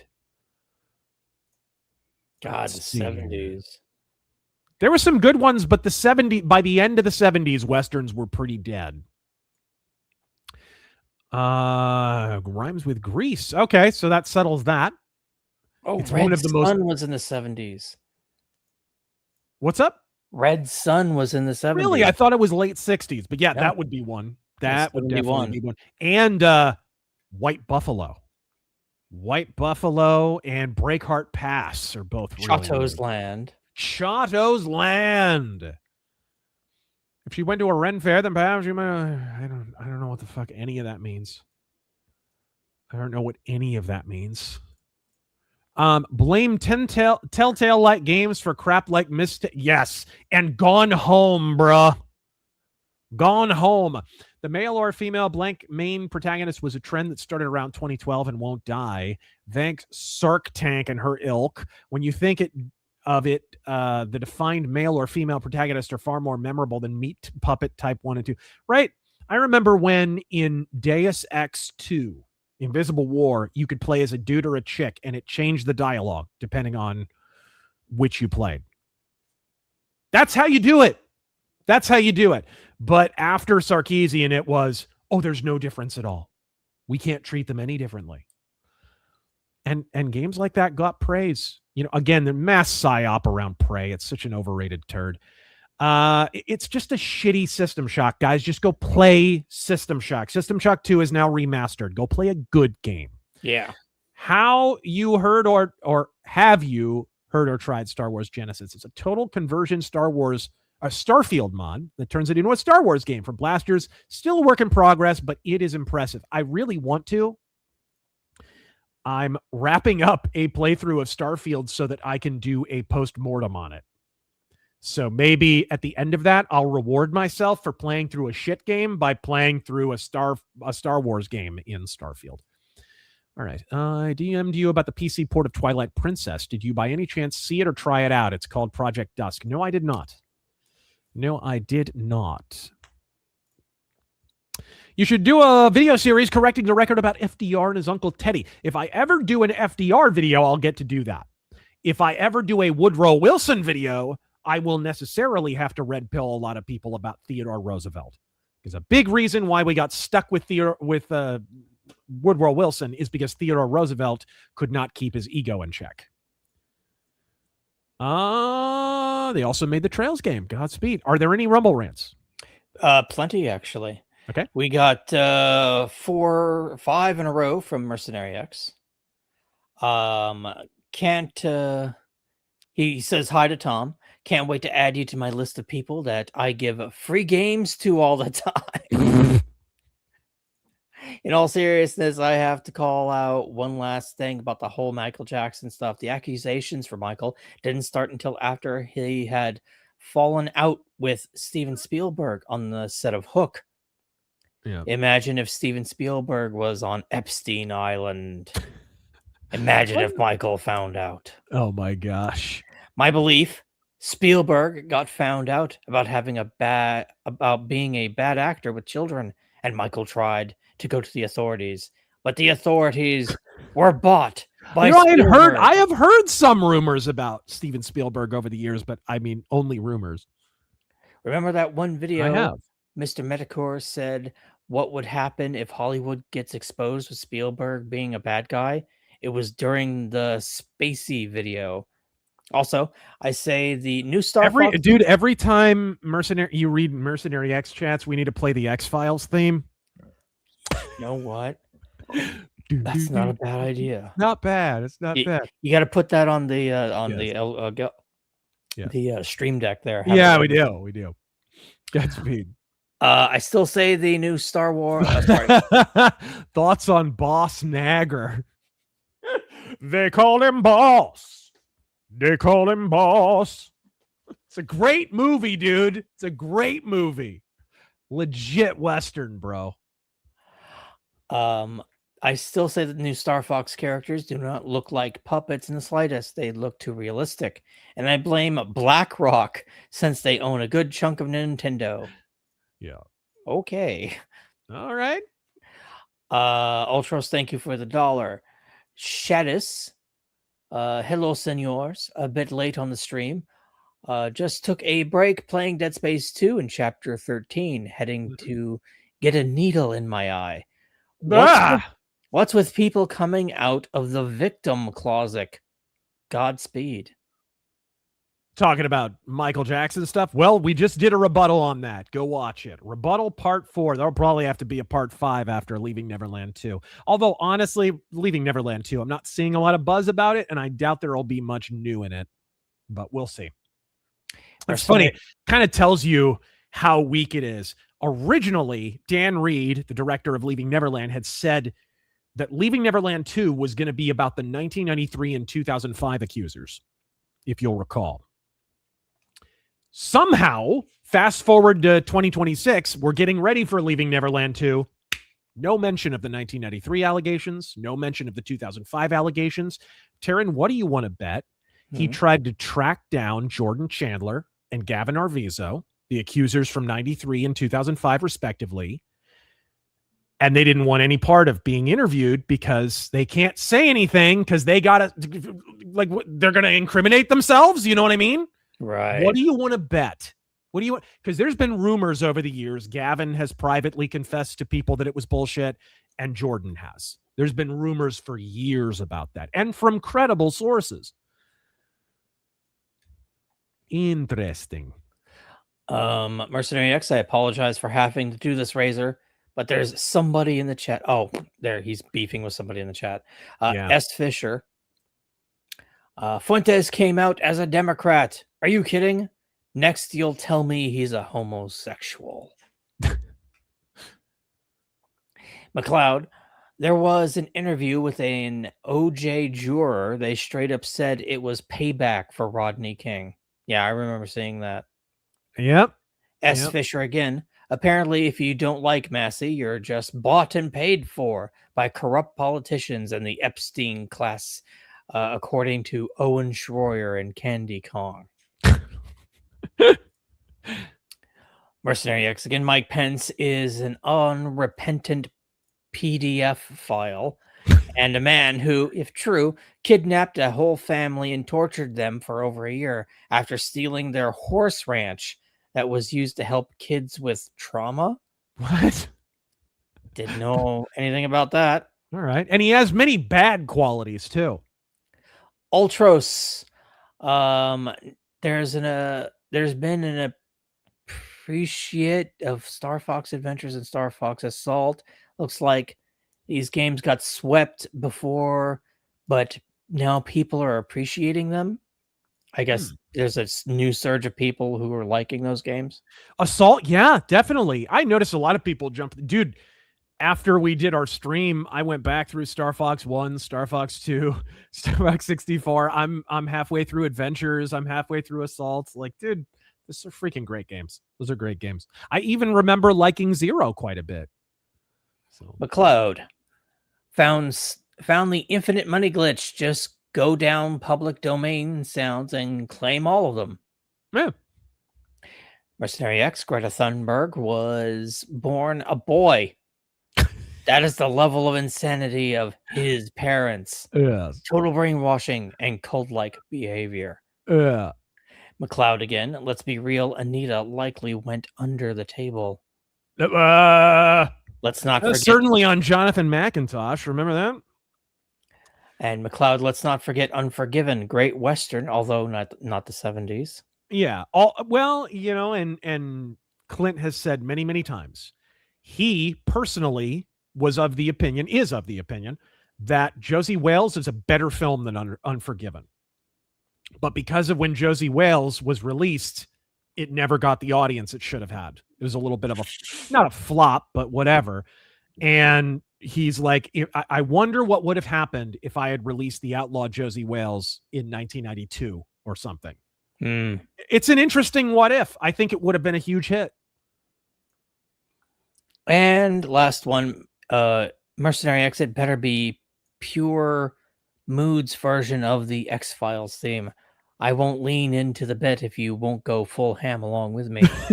All right, bro. Godspeed. Have you ever played the Tales series? I haven't, Taryn? No.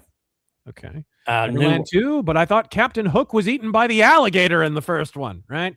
Might have a problem digging up Robin Williams. I don't know about that one. New one from Ultros. Razor, people were raging at you for claiming the Russian monarchy had communist sympathies. Why do the monarch right refuse to accept communism origins? I didn't say they had communist sympathies. I said they weaponized communists against Germany. They funded communists and sicked them on Germany, and Germany did the same thing to Russia. That's why, the final train ride of Lenin, it's famous, was funded by the freaking Kaiser. He sent them to Russia, and it's a big reason why the revolution happened. And all sides in World War I started weaponizing domestic communists against their adversaries because they couldn't break the stalemate in the trenches. So they started using political warfare. And they did it. Gosh, it wasn't just Russia and Germany. It was monarchies in Great Britain. I mean, shoot, the Kaiser funded a communist revolt in Ireland to hurt the UK. He funded a munitions factory strike that was communist led in Great Britain. It's a big reason socialism is so normalized in Great Britain to this day. And vice versa. All the sides in World War I did that. And that was all monarchies. Those were your based monarchies. And they are the reason the Russian Revolution happened, objectively. And that is not debatable. All right. And thoughts on Kirby anime being an RPG like Super Mario RPG? Making a Kirby RPG out of it in that anime style? I'd play it.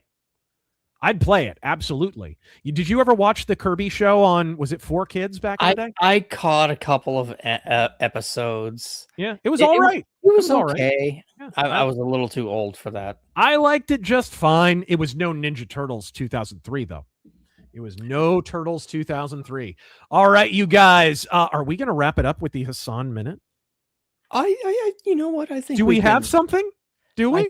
I think we can squeeze in a quick one. Okay, that's the last one. So, ladies and gentlemen, boys and girls, it's time for your favorite, my favorite, the home viewing audience's favorite. It's the Hassan Piker's a fucking retard minute. When you press a button, something awesome has to happen. Christ, what are you doing? You're being such a baby.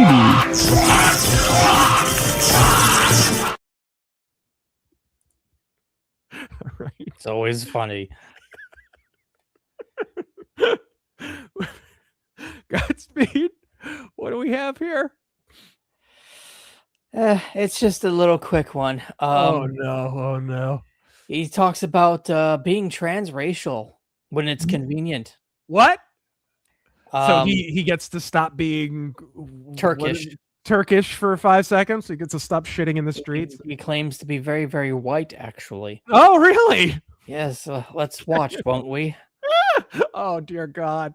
Yeah, dude, can we talk about the freaking Willy Wonka suit that he's been rocking? What the fuck is going on with this? That was another story I also thought maybe we could put on here, but I knew we wouldn't have time.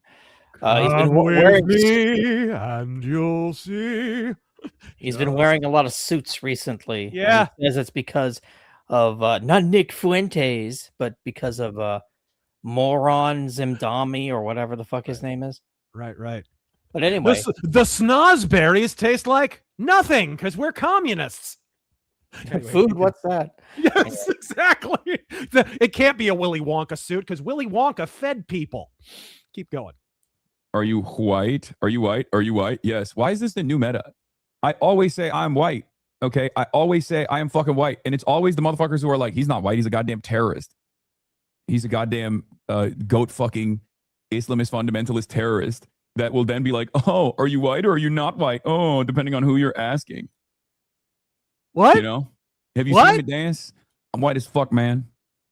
Yeah, that's the new meta. I like that the new meta is like some of the most racist motherfuckers being like, Hassan switches between white and not white. My haters are working extra hard. There was a Stockton clip edited out of context. That's why the trolls are in here asking that.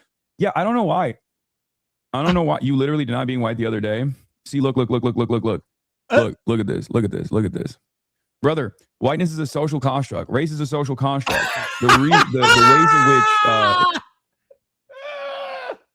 which... It's a social construct, you see. Yes. But the concept of capitalism being a system instead of the absence of a system, that's not a social construct. No, even though it was coined by Marx. Keep going. Wow. The out group or the in group, perceive me, is what matters. Do you mean dominant group, non-dominant group? You use in group, out group constantly? No, I'm using in group, out group on purpose. It's usually people who fancy themselves to place a higher emphasis on whiteness, the WASPs, or the white supremacists that will determine. What do Protestants have to do with this? What? Whether or not someone is truly white or not. Also, guys, what a stupid way to start the fucking day. Holy shit. Your friend told me to kill myself. Oh, are you sad? Oh no, someone was mean to you on the internet. Welcome to being on the internet, chatter. You came in here to fuck shit up. Are you? Is that Did Hassan just go off like an Israeli beeper? What happened? What is wrong with this man? What is wrong with this dude? Whiteness is a social someone should tell Michael Jackson. Shit. that freaking social construct was following him around his entire life. Oh my goodness. What on earth? Didn't know cockroaches were white. Oh, well, you said it. Hassan can be a flaming commie without the napalm. Unfortunate. I mean, I didn't say that. What's your take on the Promethean action? I don't know what the hell that is. But thank you. Folks, that was our Hassan Piker is a fucking retard minute crashing out in his Willy Wonka suit. I don't know what the hell that was, bro. Folks, this has been an amazing stream. I hope we red-pilled a number of people. Oh, wait. Godspeed. Wait! No, never mind. Go ahead and sign off. Godspeed. Is that Vlad the Impaler? Maybe. Godspeed, everyone. Until next time, for Terran Gill, I am RazörFist. Godspeed!